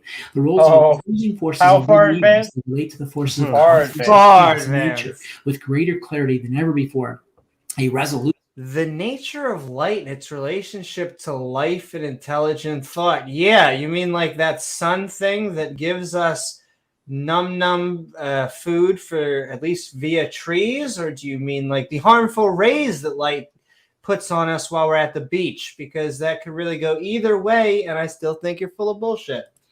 To the age-old paradox of free will and accountability, teaching that man is co-eternal with God, while science of his day implied that the universe of man were mechanical in nature, that free will was an illusion. Not until the following century. I will say, I think other Christians are going to give you shit for this whole coexistence for God thing, but we're not Christians or theists, so canon battle. Science understand And free that will is not bullshit. mechanical, but that uncertainty is a property of nature that opens the door to the concept of free will. The possibility of an Earth billions of years old, and the concept. Yeah, we don't believe in free will. Time, some of us, some atheists Einstein enlarged on these ideas. He encourages saints to seek out all that is virtuous, lovely, or good, or praiseworthy, and his successor Brigham Young made it clear that science is a reliable source of such things to be embraced, which is something I did in the religion and science video, seeing with both eyes. I hope you enjoyed the video. I had a lot of fun putting it together. We had not as much fun as us. Woohoo! And there we have it, folks. Joseph Smith, the Science Seer, evidences from the Latter-day Saints Q&A. I hope you guys enjoyed hearing from the other side of the position, which means we are going to slide soon into our open mic or start to wrap up and head to Discord. Either way, we've been having fun. And what are your guys' thoughts? Were you impressed? It was what I expected. I felt like he was really just grasping for straws that whole time. Like really, this is the best you could come up with? Yeah. I mean, yeah, I'm sorry. Go ahead, Dan. Oh, yeah, I was going to say that last slide, it says the Earth billions of years old. This is the thing that really bugs me is they try to play both sides of being academic or like caring about intellectualism. Because they have a scripture in their Doctrine and Covenant 77, and I'll just for the sake of time, just read the part that matters. But it says it's a question and answer that Joseph Smith is asking God questions about Revelation, and then he gives an answer. And he says, "What are the book that John saw?" And he says, "The seven seals. It's the hidden things of this economy concerning this earth during the 7,000 years of its continuance or temporal existence." And so in their scripture, it says the earth is 7,000 years old, right? But every morning I bring that up to, they're just like, well, that's not what it means, right? It's plain as day, right? And so just the cherry picking, it just bugs me because it's so intellectually dishonest. But they love to say they love science, right? And learning. But and that was the question I wanted to ask you, Dan, was how do they fit into that 6,000 to 4.5 billion battle? Are they closer to 4.5 billion? Are they closer to 6,000? Are they trying to He's That's somewhere Play both between. ways. So they play it loose, right? So they're like, well, we just don't know. But their scripture says the answer, right? Their scripture says the earth is 7,000 years old. But because we've learned things that contradict that, they go, oh, we don't know, right? So, It's and hard. that's why I would say it's almost unfalsifiable the if other they day I really talked want to to a believe Christian. it. Because you can never falsify it because they'll just say, well, then it means something a little different. And Yeah, they're even like, in some ways, they're worse than the Christians because this is like, first of all, it's super vague. It's much vaguer than the Very Christian vague. prophecy, but just like Dan was saying, the vagueness allows for all types of wiggle room, and it's almost like it's like Christianity 2.0. So they like learned all the lessons from you the got to be mistakes. very vague. Yeah, they learned all the lessons from the Christianity piece, and they're like, oh, you know what? We can't fuck around with like trying to No specifics. dispute science. We can't dispute science. So we have to be really vague and be like, hey, God does science, and we're not saying that God doesn't do science, but we're just leaving it really loose here so we can, so they're like, we're not going to pin ourselves in a corner. So it's, I thought it was kind of interesting. It's that shit. I mean, this guy, maybe it's just this guy, this this religious person, but that shit was way vague. Like he's like, oh, in verse 1, blah, blah, blah, where he says this, now let me give you 8 slides with like 4-point text that explain what I think it means. I'm like, wait a second, you just read a sentence. And now that explains quantum physics. Like that was a That stretch. explains the Heisenberg uncertainty principle. Look at it; it's all there. Yeah, That's Jason, I would say stretching that's fairly typical of their apologist. That's I mean, even like Christians are like, oh, prophecy. Let's point to Daniel. Like I know James, you and Amy went over Daniel, the book of Daniel, which is like the book to point to for prophecy, and everybody the wants to statue at the feet and the different materials, and that means this empire and this empire. Yeah, that shit's vague too, but it's less vague than what we were. This is another level. Yeah, exactly. Yeah, I totally agree with that. So yeah, Mormons don't like to go down the prophecy route because there's so many false ones, but they do have a favorite one in Doctrine and Covenants of Joseph Smith predicting the Civil War, but the writing was already on the wall. So yeah, I heard about that one. Yeah, there's a guy by the 1840s. You could kind of tell there was going to be some type of conflict over that slavery thing.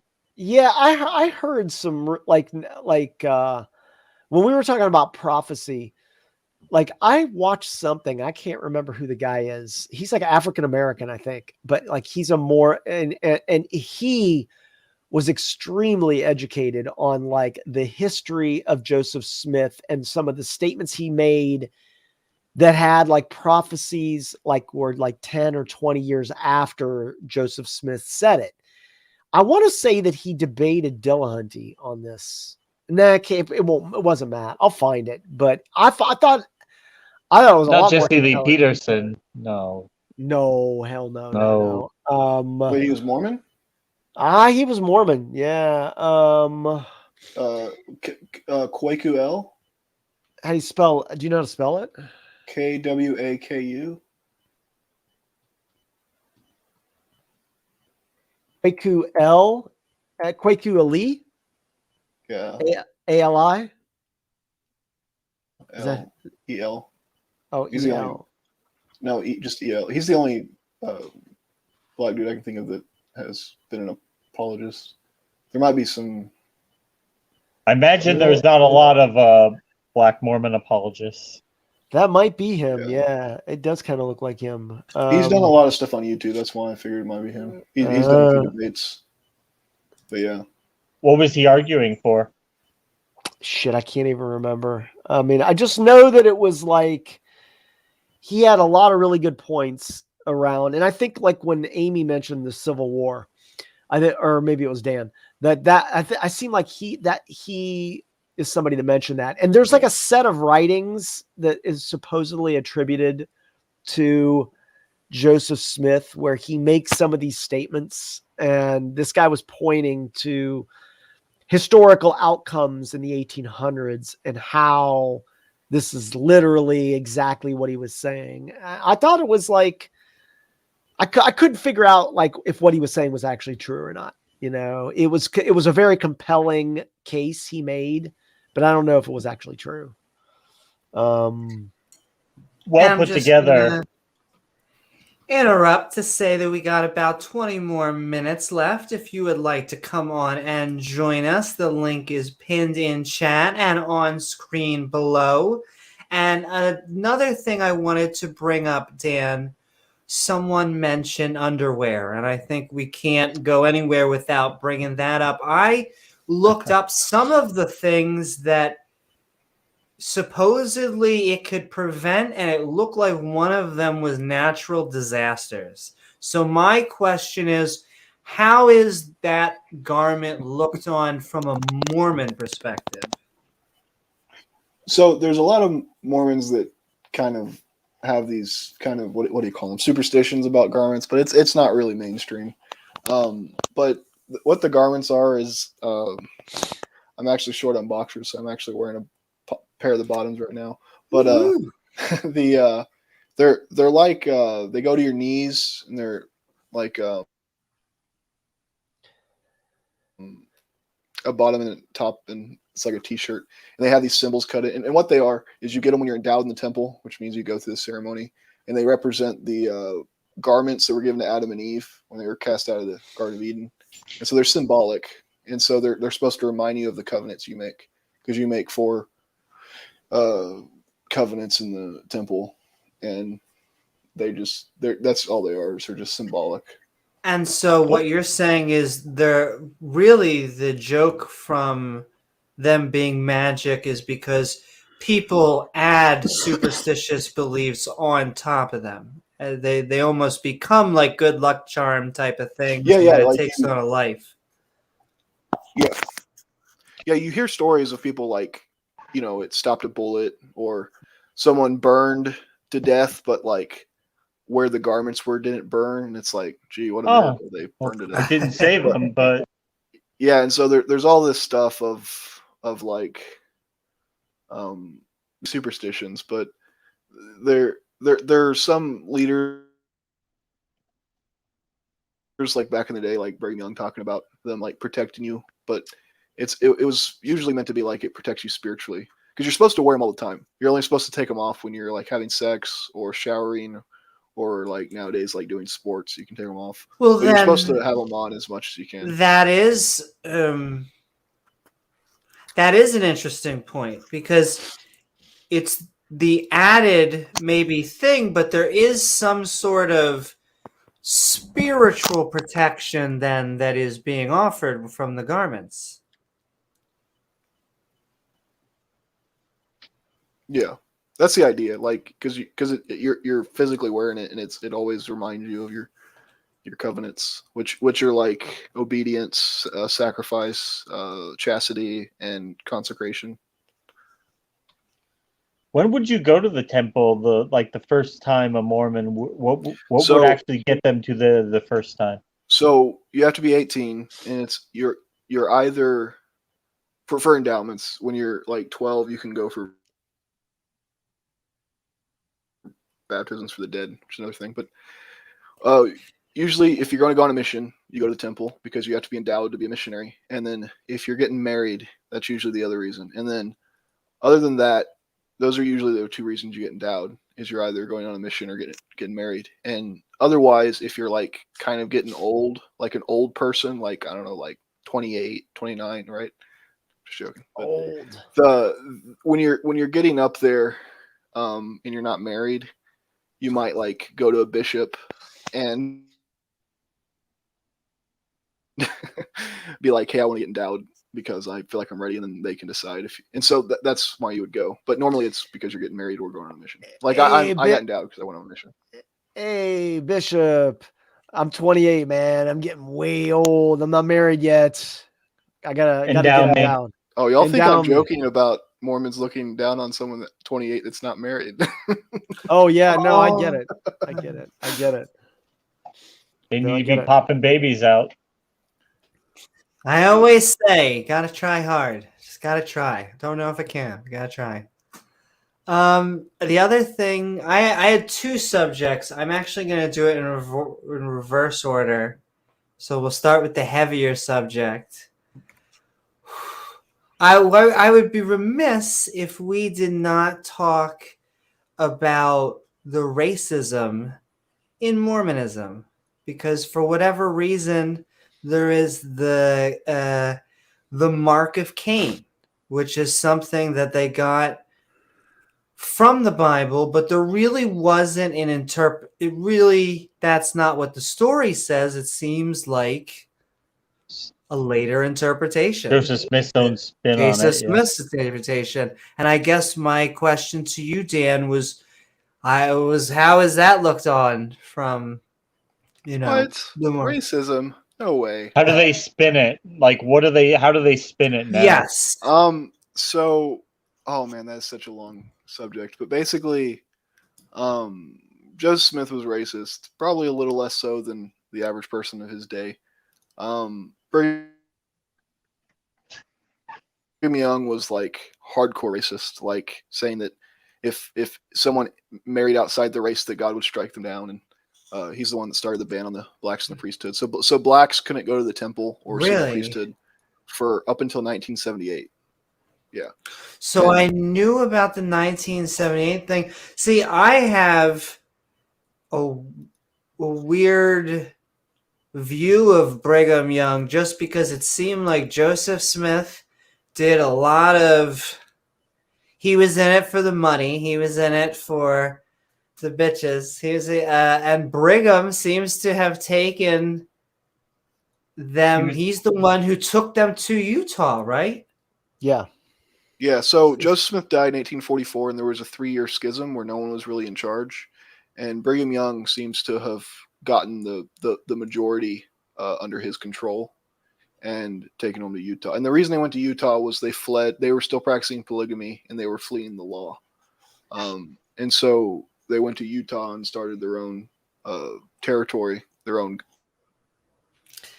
And where they so could allow polygamy, and until they had to give that up.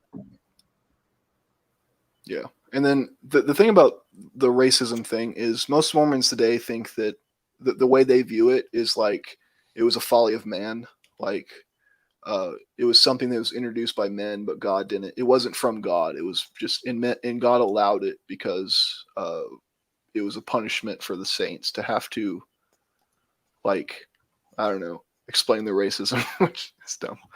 But because they're very vague about what the mark is in the Bible. So it was one of these.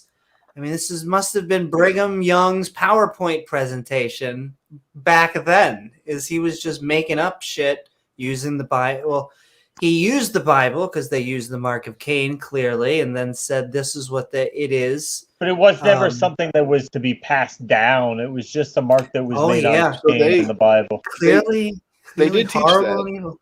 They actually taught that up into the 1900s. The mark of Cain on the blacks, and it's just that's in General Conference talks all the way up into the 70s, right? So I mean that's plain as day. They taught and believed that. But Mormons today will say, "Oh, that wasn't doctrine. It was just it was what do they call it, policy," and which okay, whatever. But they also say Joseph Smith ordained a black man, he did give the priesthood to a black man. But people that knew that guy said that he was so light skinned they didn't even know he was black until he told them. So you know what I mean? So it's kind of funny where it's I mean, yeah, he ordained a black man, but you could have mistaken him for a white man. He probably didn't know he ordained a black man. And yeah. Yeah. He could have mistaken him for white. And Brigham Young's a big problem because he said so much terrible shit that they basically treat him as if he was a fallen prophet, and he's just kind of an instrument that God continued his church through. And the way I view Brigham Young is very much like a Jesus and a Paul, is that, he's why, I guess, not it's not a complete analogy, but a lot of what we have as Mormonism and what we think of them ended up coming from him and surviving from him. Yeah, I would compare him to Moses, because he really was Brigham Young really was a competent leader. Joseph Smith really wasn't. He wasn't a very good civic leader. Brigham Young was able to get the Mormons to Utah, right? He was able to organize them. He was able to create a city in a desert. He was a competent leader. He was just crazy as shit, right? Yeah, that's shit crazy too. Brigham Young was like David Miscavige. There you go. He's the David, or I should say David Miscavige is the Brigham Young of Scientology. But I think it's clear Brigham Young, he was a true believer. He really believed all this shit. Joseph Smith knew that he made all this shit up, but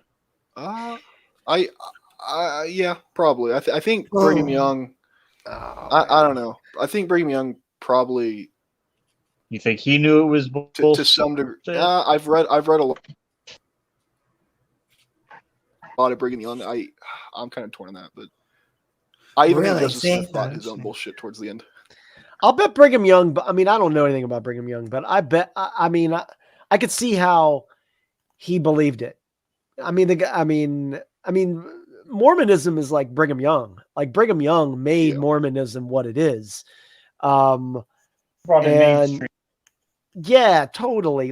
In some ways, I'm sure many people think Brigham Young, even though Joseph Smith was the dude that got the golden tablets, he was touched by whatever Moroni touched him.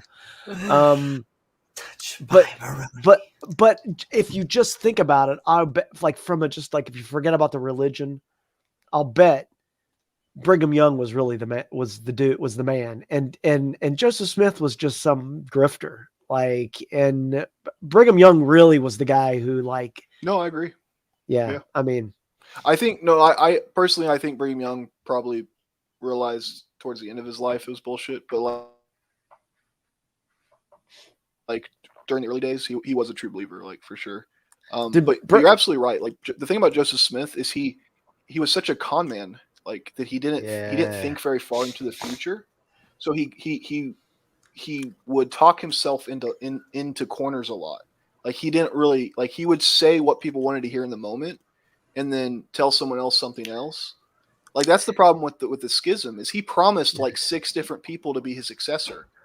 Because do you know I don't know who I got this from, but it's the difference between a bullshitter and a liar.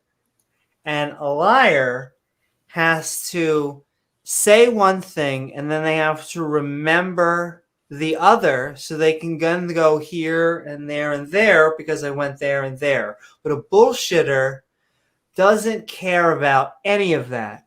They're like, look, you like this? I like this. It's happening. That guy wants that? Sure, it's happening. Yeah. Then the third guy's like, I really don't like what either of the first two said. He's like, I hate what the first two said. Let's go with what you said.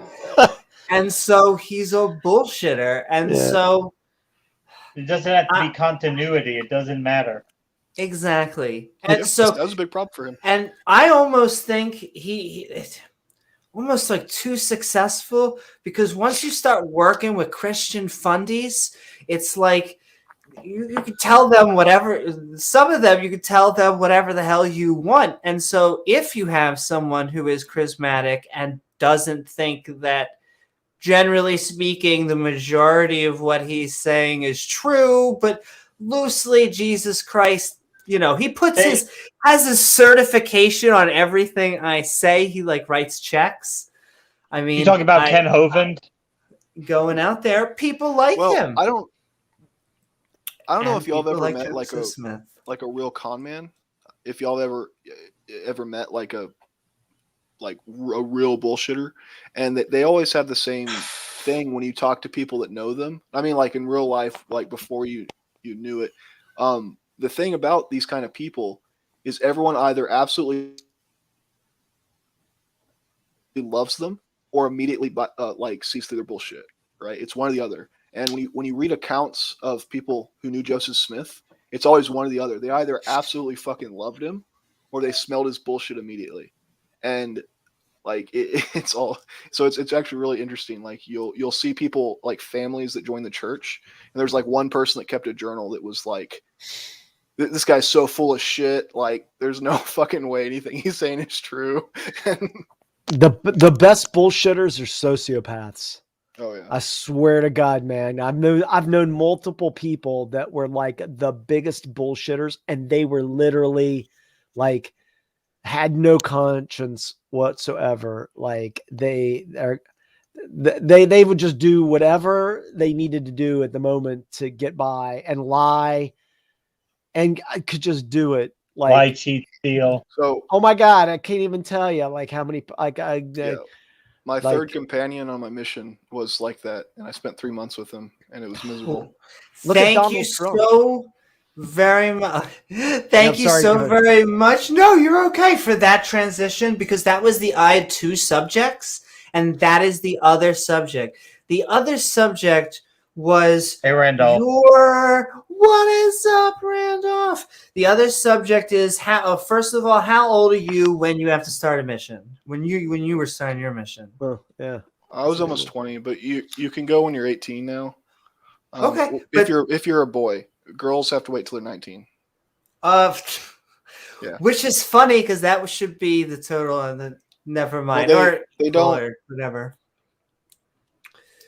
actually. Men, it's like a duty. Like women, it's not. Duty. Oh, really? So it's Like mandatory for military men. service. Yeah. Or And you have to. I think the cutoff Interesting. age is 25. So once you turn like 25 or 26, you can't go anymore. Okay, so you're you beyond are- elder at that point. Oh, then you start getting promotions. Well, then you're supposed to like settle down and get a family. Okay, 20 years old though. Yeah. You're about to go on a mission. How are you feeling?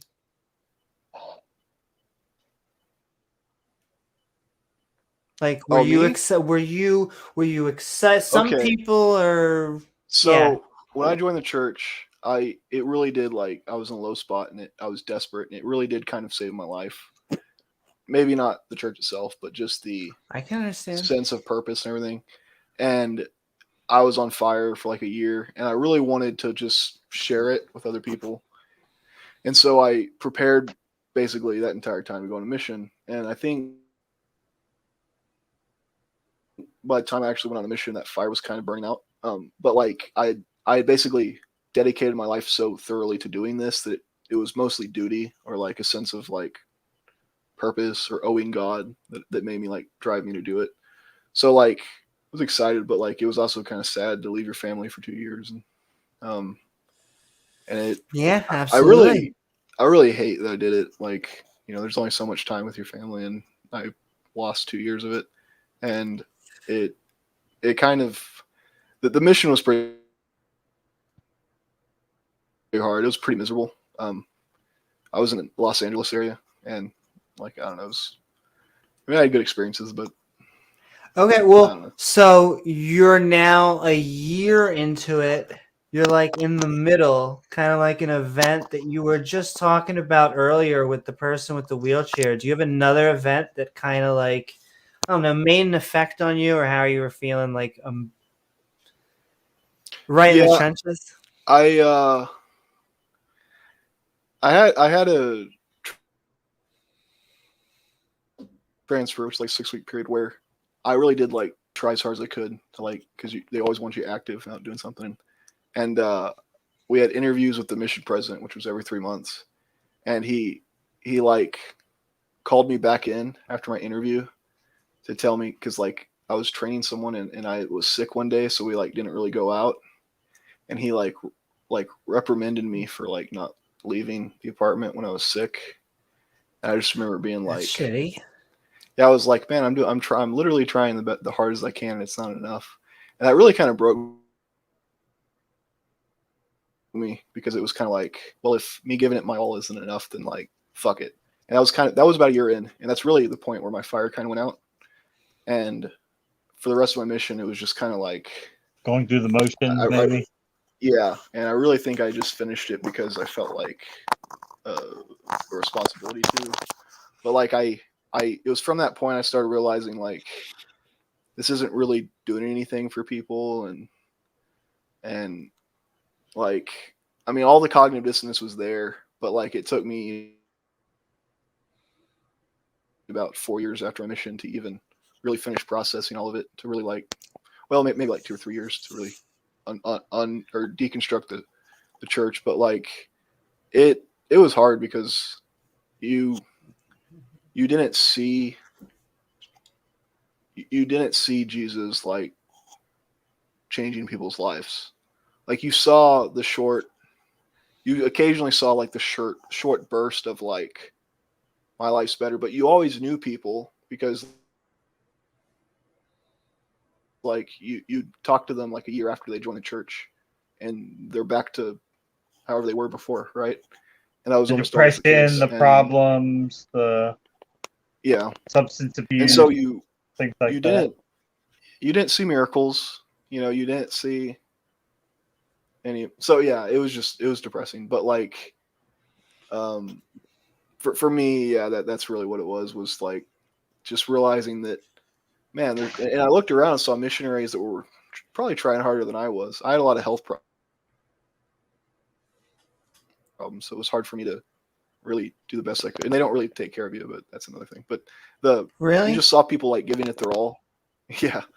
And then people on fire in that phase. But then you saw the missionaries that didn't really give a shit but took shortcuts, and because they got numbers, they got a pat on the head. And it was like, yeah, I don't know if you know what I mean by that, but like it was just, because sometimes it's not about helping people, it's just trying to look good. Well, yeah, and we reported numbers, and our mission president wanted numbers like converts, people that attend church, like investigators and people that attend baptisms church, and all this stuff. Yeah, and so you wanted high numbers, and what it was my mission president has to report those numbers to the church authorities, and they want to look good because after their mission, they're a mission president for 3 years. They want to become a general authority, right? Move up in the church, and so there was a lot of pressure to just it's recruiting. look good. And I have a final question. I am gonna shout out to What Is Up, Aiden. We normally wait all night for Theus, so saying hi. I actually, Jesus is my Lord and Savior because he's my yoga teacher.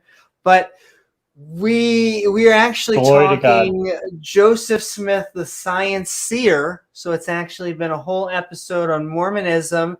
If you want to join us, you can. You got to do it like right now because the link is in chat, and we are about to go into outros for the night. It has been a fun night, but theists to atheists and skeptics, or we could say crack. You want the PG version? We'll go with catnip if you're watching at work.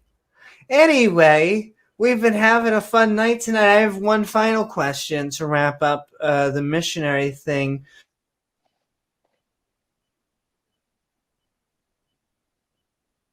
Yep. We go to outros. Did I go out for a second? You did cut out for a second, yeah. Peter's going to join us. Oh, Peter. Pete off and ready. Now everyone is joining at the last minute. I'll let you all come in to do intro outros. You'll let them all come in.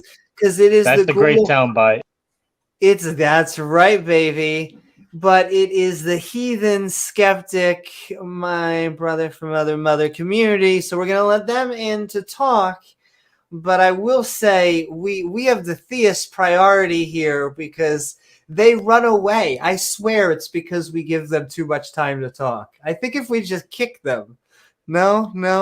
We'll give you all the time in the world. But It won't send you to Otangelo Land.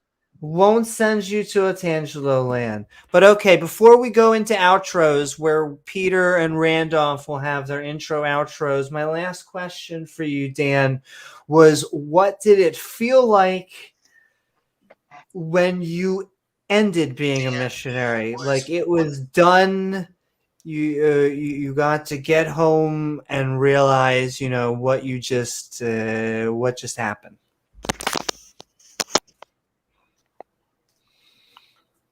Oh man, that was over years ago, but I guess it just was like finally I can move on with my life. For me, since I was a convert, no one else in my family was Mormon, so coming home was kind of like they didn't really care, and so it was just different for me than other Mormons that come home. They usually have like a network of like congratulations, like that. It's usually a lot easier for people raising it, but I'm kind of, it's probably a good thing that it was hard because I was able to work through the cognitive dissonance in a direction that led me out of it rather than something positive into it. Yeah, because like that's if I would say one thing about missions, it's first of all, I think everyone should be nice to Mormon missionaries. They're a bunch of ignorant kids. They don't really know any better. But the whole point of it really is to make you feel like the rest of the world is against you. And then you come home and you're welcomed back and you feel safe and secure. I mean, it is, in my opinion, meant to do that. It's meant to interesting pull you deeper into the religion, right? Because like missionaries aren't really converting people. Like I converted one person on my mission, 2 years. That's it? Yes. One person? Maybe a few if you count like people that I started and then were followed up by. But like, is that a normal, and is that about a normal quota? Is it about 1 or 2%? Right? It isn't. I thought. Well, you're expected one a month, right? At least. And in some parts of the world, like particularly parts of the world that don't have good access to internet, surprisingly, they're doing pretty well, right? Like in Africa or certain parts of like South America. Lesser economically developed areas, that's where they always target. I feel bad. It almost feels like they prey on them. That is my view on it. They're basically like, oh, these people have nothing going for them. They're impoverished. So we could proselytize as hard as we can, and I don't know. Hey do all guys, the everything countries sucks here, but want to go to heaven? And okay, I think we're gonna switch into our outros. We will be having Peter and then Randolph give their intro outros before we hand it over to our special guest host tonight, because we want to thank both Jason and Dan for being here. I think I want to just say it was quite awesome.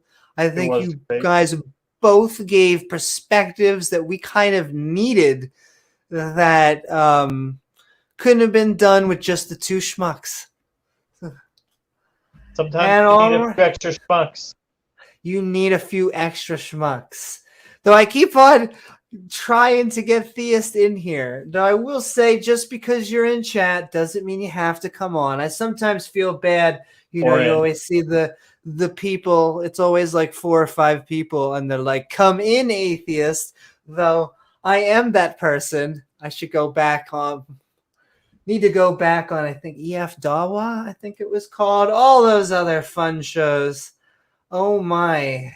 But we are moving into our outros for Joseph Smith, the Science Seers, as we end tonight's Midnight Ranting.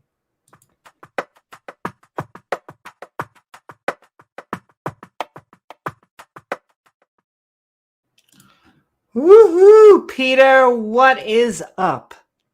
We Ooh. have been Midnight Ranting on Joseph Smith, the Science Seers, I and I missed a hope lot. you're doing well.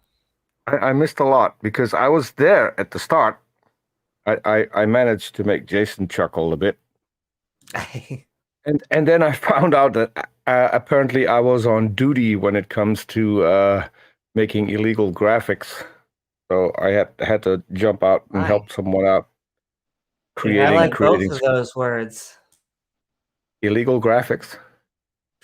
Yeah, Well, they're not what you would think. I mean, I know your mind's always in the gutter. You're talking about Mormons, which always first thing that comes up to me is underwear for some reason. I don't know why, but it keeps popping see, up. and then you're gonna say that my mind's in the gutter. Okay, Peter. Well, so to be fair, it's not entirely my fault because there is such a thing as, and I have to eat a little bit, as a first presidency temple recommended letter, which is on a website called the churchofjesuschrist.org, which is the website of the Church of Jesus Christ of the Latter-day Saints, as far as I'm informed. And .org. so, yeah.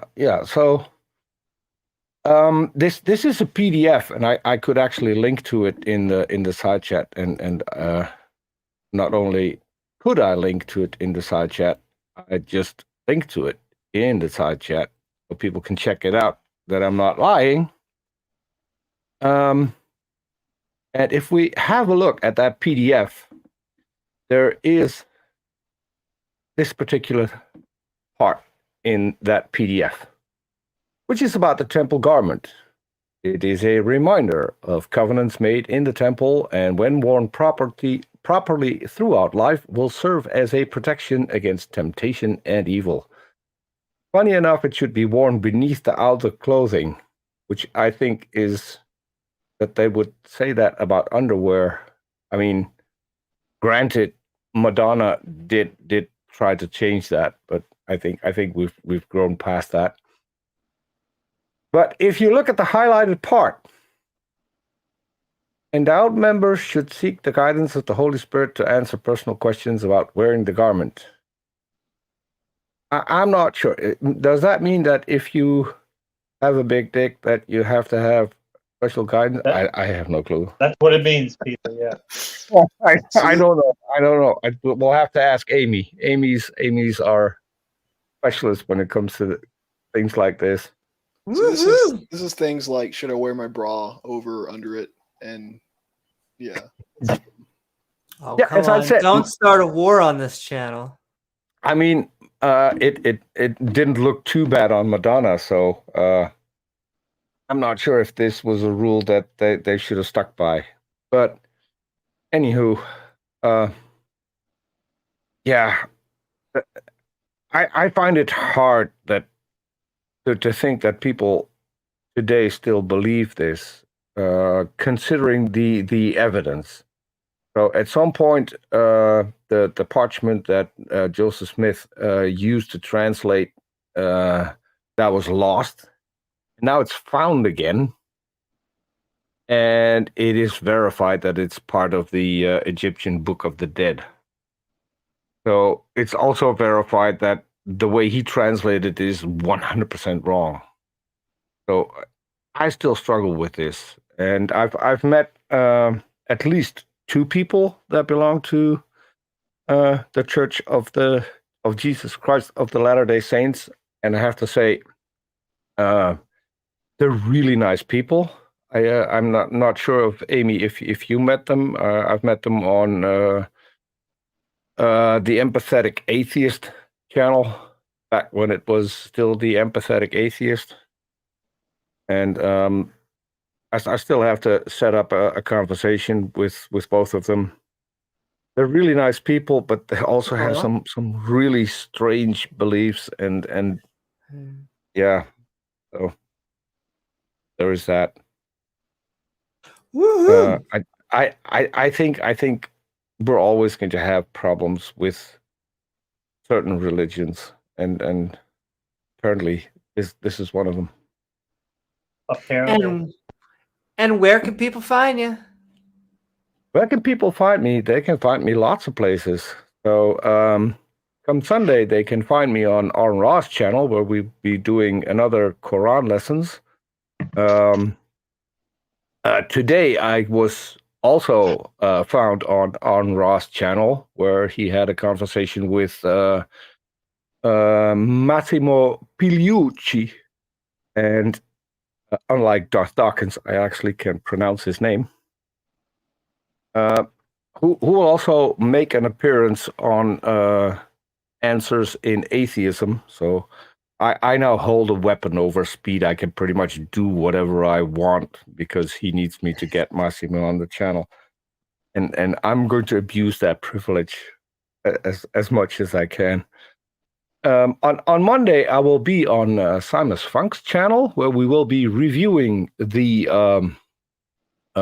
American Grand Prix, which is going to be held this Sunday in Austin, Texas. And then, obviously, I've got my own channel, gonna go for it. So you can check me out there as well. Is that enough? Or you need more? Woo-hoo! That is You can- enough. you- I was trying you to can also- find you- it. You can also find me on the channel called Atheist Junior, where I occasionally host some of the shows. You can find me on Jackson Wheat, where I occasionally host some of the show. I'm all over the place. He is, Yes. if I dare say, gonna go for it. I'm here Yeah, all go. night, folks. Tip your wagers. And with And you that, wagered for it. Go for it. thank you certainly so did. very much, Peter. And I all did go for right, it.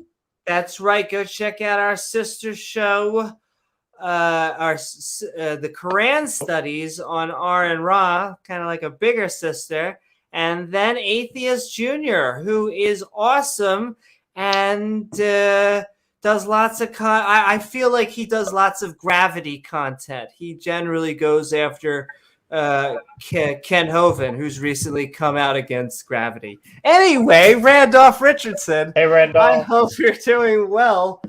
And Randolph. we Hello, are Hello, been Peter. talking Joseph Smith and the Science Seers. So not only should you tell people how you are, where they can find you, but man, oh man, Mormonism, let me tell you. What I found to be quite informative was South Park's episode on Mormonism, season 7, Oh, yeah. episode 12, called All About Mormons. It was done in a musical style. It was very brilliantly done, and they had some stuff there about one of the chorus was dum dum dum dum dum dum dum dum dum dum dum dum, and they kept singing that over and over again when people were being gullible and falling for the lies. But then at one point, one lady was applying critical thinking and questioning, and basically saying, "Okay, if you, I'm going to hold these notes aside. You're going to go back, and God, you can read them again, and you'll be able to write exactly the same thing if God is what you say it is, or something to that effect." Yeah. And, He says, and so no. he didn't like this, but the chorus they sung was modified at that point. Smart, smart, smart, smart, smart, smart, smart, smart, smart, smart, smart, smart, smart. So South Park puts in little details like that. They do it quite well. I was curious if your guest tonight. I'm sorry, I'm forgotten your name. Dan? Dan? Yeah, thank you. I apologize. I try to get the names remembered and get them right. If you've seen this episode of South Park and what your thoughts are on it as far as keeping to accuracy, were they pretty well on the mark, or did they get some things completely wrong? Yeah, they're pretty accurate. Yeah, okay, that's pretty good. And if I could just back up his statement, I have seen videos of Mormons watching the South Park episode, and they are impressed. So it means that Matt and Trey Parker do their damn homework. Yeah, Matt and Trey Parker created the Book of Mormon musical. Yes. Yeah, like they've done their homework. Yeah. So here's a meme. How is that viewed in Mormonism, the musical? They hate it, but they pretend to find it funny. I think they advertised. Yeah, originally they really hated it, but then I think they advertised in their thing. But you're saying they're just pretending probably to go with it, because what can they do if they're already a butt of a joke? Well, they have a slogan that says, "You've seen the play, now read the book." That's a great comeback from them, actually. I give them credit for that.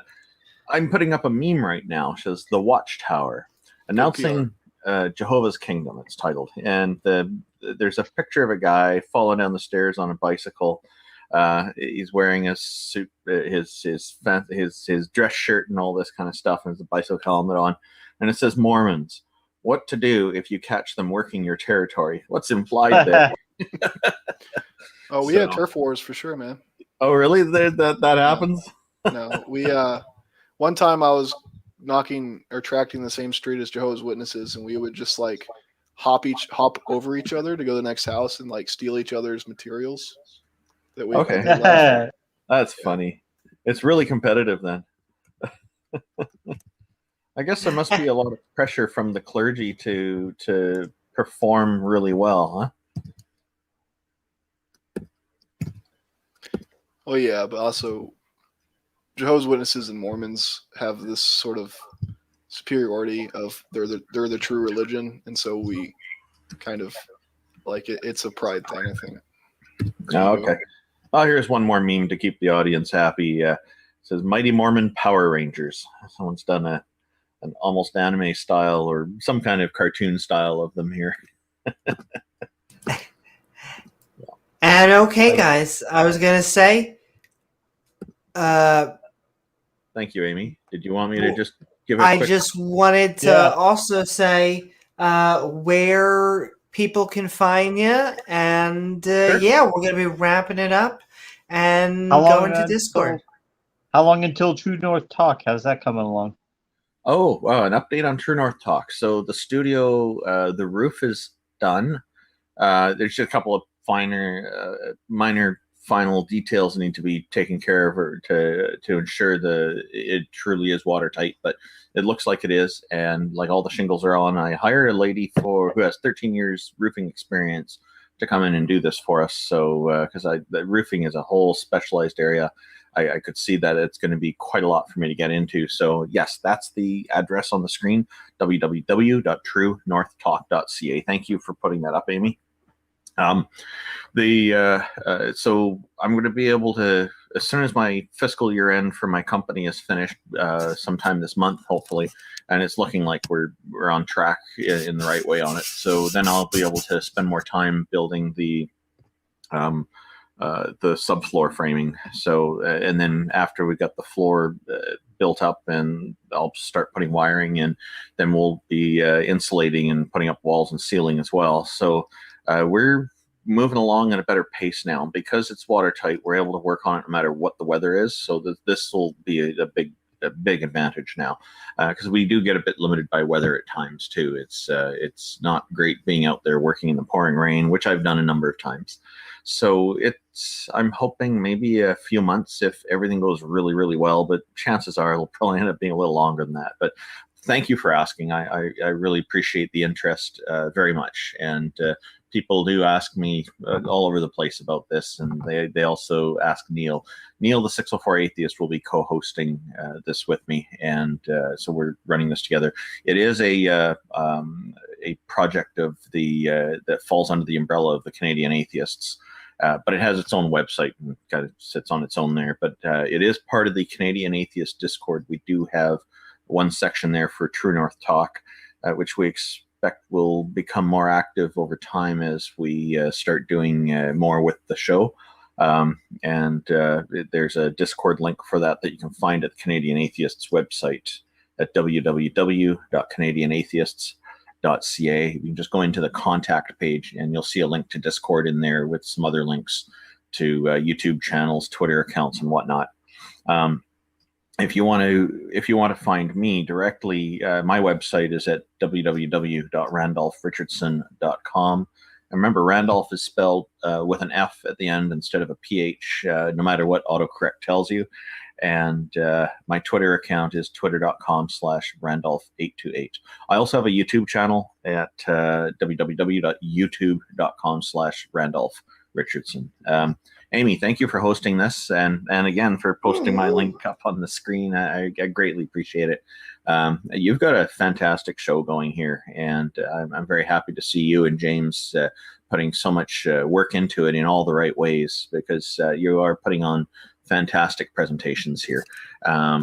It's high quality, and keep working at it. You'll get more theists in over time, I'm sure. There's plenty out there who would probably be quite interested in getting on your program, and I'll tell a few more about it as I encounter them, and tell them you've got a really friendly show for this, because that'll help. Appreciate it, Randolph. Well, thank you so very much, Randolph. Sending the love right back. And by the way, on our Discord, we do have a promote content channel. So feel free to post links to your YouTube video streams before they come up or while they're live in there. Hopefully that will bring extra exposure to you. And that goes for anybody who joins our Discord. If you have any kind of YouTube program going. How can people get your link to Discord? Yeah, so yeah, it's because we've recently made some changes, including aesthetic changes to the way the Canadian Atheist Discord is organized, and it's a lot better now than it used to be. So, thank you very much, and thank you to everybody who's tuned in tonight. I really appreciate it.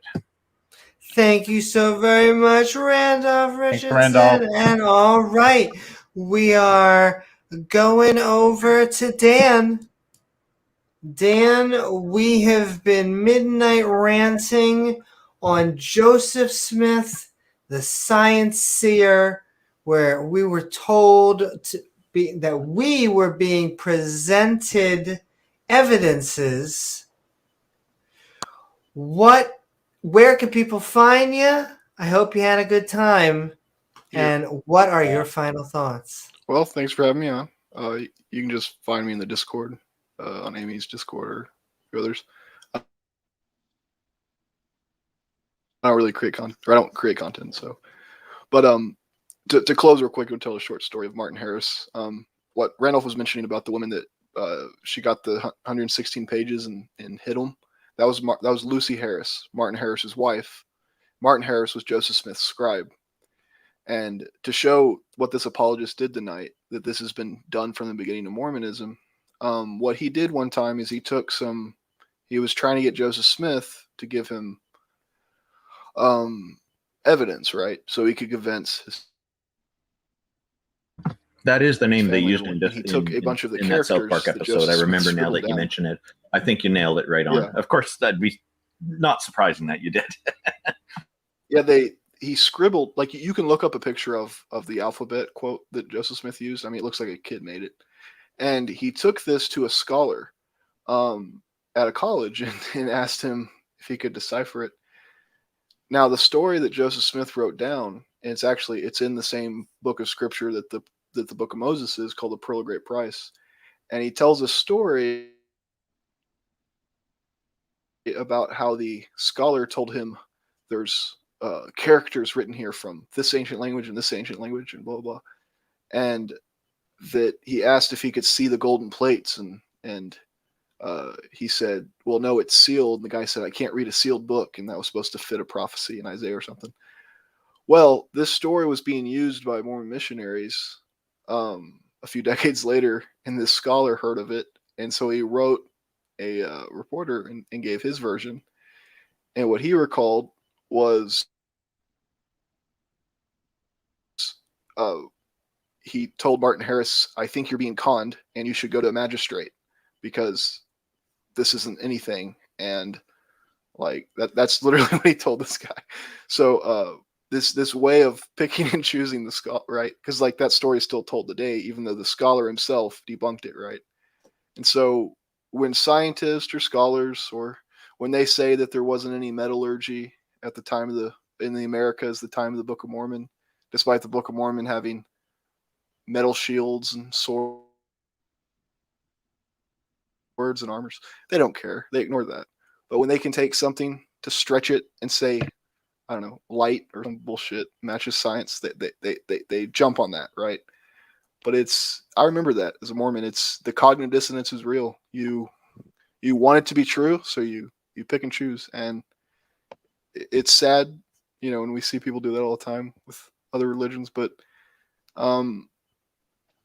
really, like I was bought into it 100% at one time, so I can't really say people are being stupid. They want to believe it, and it's unfortunate. But yeah, thanks for having me on. Appreciate it. It was nice to meet you. Thank you so very much, Dan. And it is great to have you as part of the skeptic community. Honestly, Joseph Smith, I like the Mormons, but as people, just like I like all theists. But Joseph Smith and L. Ron Hubbard are two of the ones that just in my opinion, really did know that they were at least the majority of it was bullshit. Yeah, and I'll say one more thing is that the Mormons are nice, but they're not kind. So, like, I don't know. Well, it seems like they're putting on an act a lot of the times because they're told they kind of have to be nice because that's the product. Now, my understanding is that L. Ron Hubbard did not have a criminal record. And the difference with Joseph Smith is that he did. He had some trouble with the law. Did. Well, he did. Yeah, he was convicted of fraud. Yeah, Satan was out to get him his whole life. Thank you so much for coming on, Dan. Yeah, it was great to have your insight, and it really just wouldn't have been the same. Exactly. It was so good to have you on for this episode specifically. I think Jason got summoned by Satan. You think so, James? Did he? He must have. It happens to me sometimes. His numbers are down. His numbers are down. Like Are you sure it wasn't Scientology's Xenu? Well, it might be. Well, we sell timeshares in hell, so I like to think that every time that we lose connection, Jason is actually down there doing his part, trying to sell the Lake of the Damned to a new couple. But okay, we are gonna then hand the keys off to James. James. Yep, I'm still here. We have been having fun. We have been looking at Joseph Smith, the Science Seer, and we were told that there was evidences. I hope you had fun. What are your final thoughts? Fun.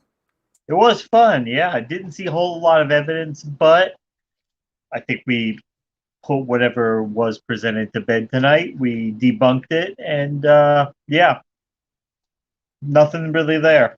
But yeah, thanks, Dan, for coming on. Thanks, Jason, for coming on to help us with understand some of the hard-hitting science that he was presenting. Those deep scientific principles that apparently Joseph Smith had foreknowledge of.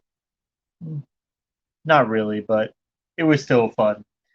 But like I said, this video had overwhelming positive votes, which was one thing that made it stand out to me, was to why we need to take a look at it.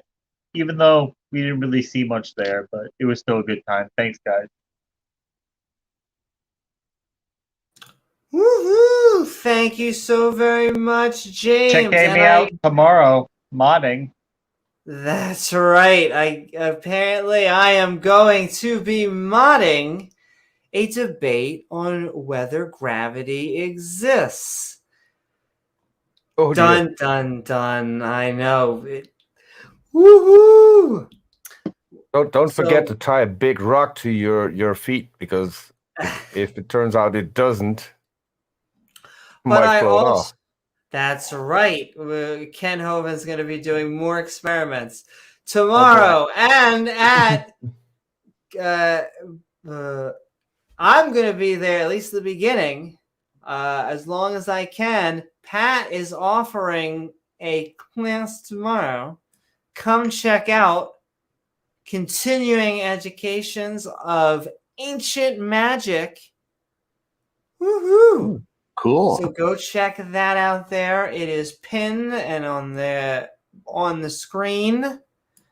And with that, Hold on. Where's that debate, Amy? On modern day debate, though I think we are gonna be having one or two, because I feel like the one debate coming up with Mark Reed and Biblical Account for the Win, he's also, I believe, a global flood believer. So it'd be nice to have Hopefully him as we'll get part that set up. one of the two theists we need. When are we gonna set that up, babe? Jason. By the way, Amy, I feel really sad because I brought a lot of theists and because I was too late. They didn't get to make an appearance. Yeah, you're the only one who's able to see them. I know. Do you?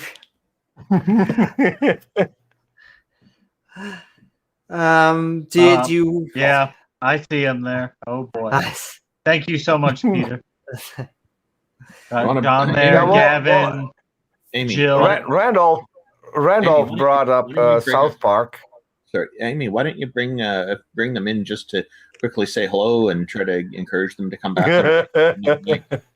Just give them like maybe 30 seconds to say hello and who they are. Peter wants oh boy. Well, yeah, these are all the familiar ones. So from left to right, we see a Smoky Stain, a Gavin Curly Man, and then we see Mr. Slave, aka Jesus is Lord, a little PP, and P Moon, otherwise known as P Mars. Oh, is he suffering from Wait, is that TPS, Torsonic Polarity Syndrome? Pants on. Or is it Torsonic? I heard two people at the same time. So the one at the bottom repeat. right looks like they're suffering from TPS, Torsonic Polarity Syndrome. No. That is P Moon. Oh, as in he who moons. Okay, so no TPS in that case. What is that bandage shaped like a crucifix? Oh, okay, he's a Christian. I got it. John Maddox. Yeah. Who's wanted on the wall? So wanted on the wall is a certain New Zealand woman who took $250,000 and from Gavin. Yeah, got it. That was a gift to her from Gavin, wasn't it? That was. Then it's not theft. But yeah, Gavin thought he would get something in return, and that sadly never happened. Yeah, and the court even had to educate him on what a gift is. She was smart. Oh, Amy, I forgot one. Can you get me back just real quick? She was smart in the way she handled that. Yeah, and you can see there's one other person in the room who's kind of panicking, and there we see our dear friend Speed of Sound of Gravity, who has to cope with all of this. He looks like he wants to get out of there as soon as possible. Yeah. To be continued. Oh boy. Woohoo! Thank you so very much, Peter. Thank you, Peter. And all right, with that, I hope you all had a good time on this episode of Midnight Ranting. Joseph Smith, the Science Seer. What's the name of your Discord called? What's your Discord called? The name of it. Get Thick and Ranting. where tonight we watched this video from the Latter-day Saints. Watched the video from Latter-day Saints Q&A called Joseph Smith, the Science Seer Evidences. I want to thank my co-host James W. along with our special guest hosts Jason and Dan, and our guests Randolph and Peter, along with our awesome mods who make this stream so great, the people in chat, and all our lovely viewers who make this channel even possible. If you're feeling fancy, don't forget to like, follow, or subscribe, and then hit that bell icon so you can join our live streams and see our premieres, or hey, leave a comment after the video's done. After the show, we will be heading over to the Skeptic and Ranting Discord server, the link of which is in the description below. So come join us for more fun. Lastly, if you'd like to help us make even more content, we offer unique perks for our supporters by checking out our Patreon at patreon.com/Amy Newman. I'm Amy Newman, and we'll see you all on the next episode of Skeptic Ball Z. Good night, guys. everyone. Good night. Bye. Thanks, Amy. Amy Newman or Gamey Newman? What? All of the above, and sending love.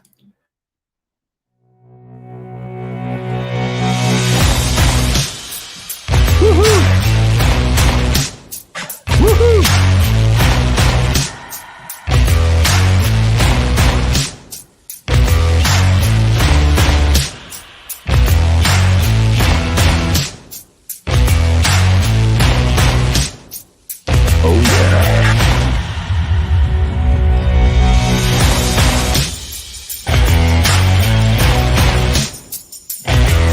Like and subscribe.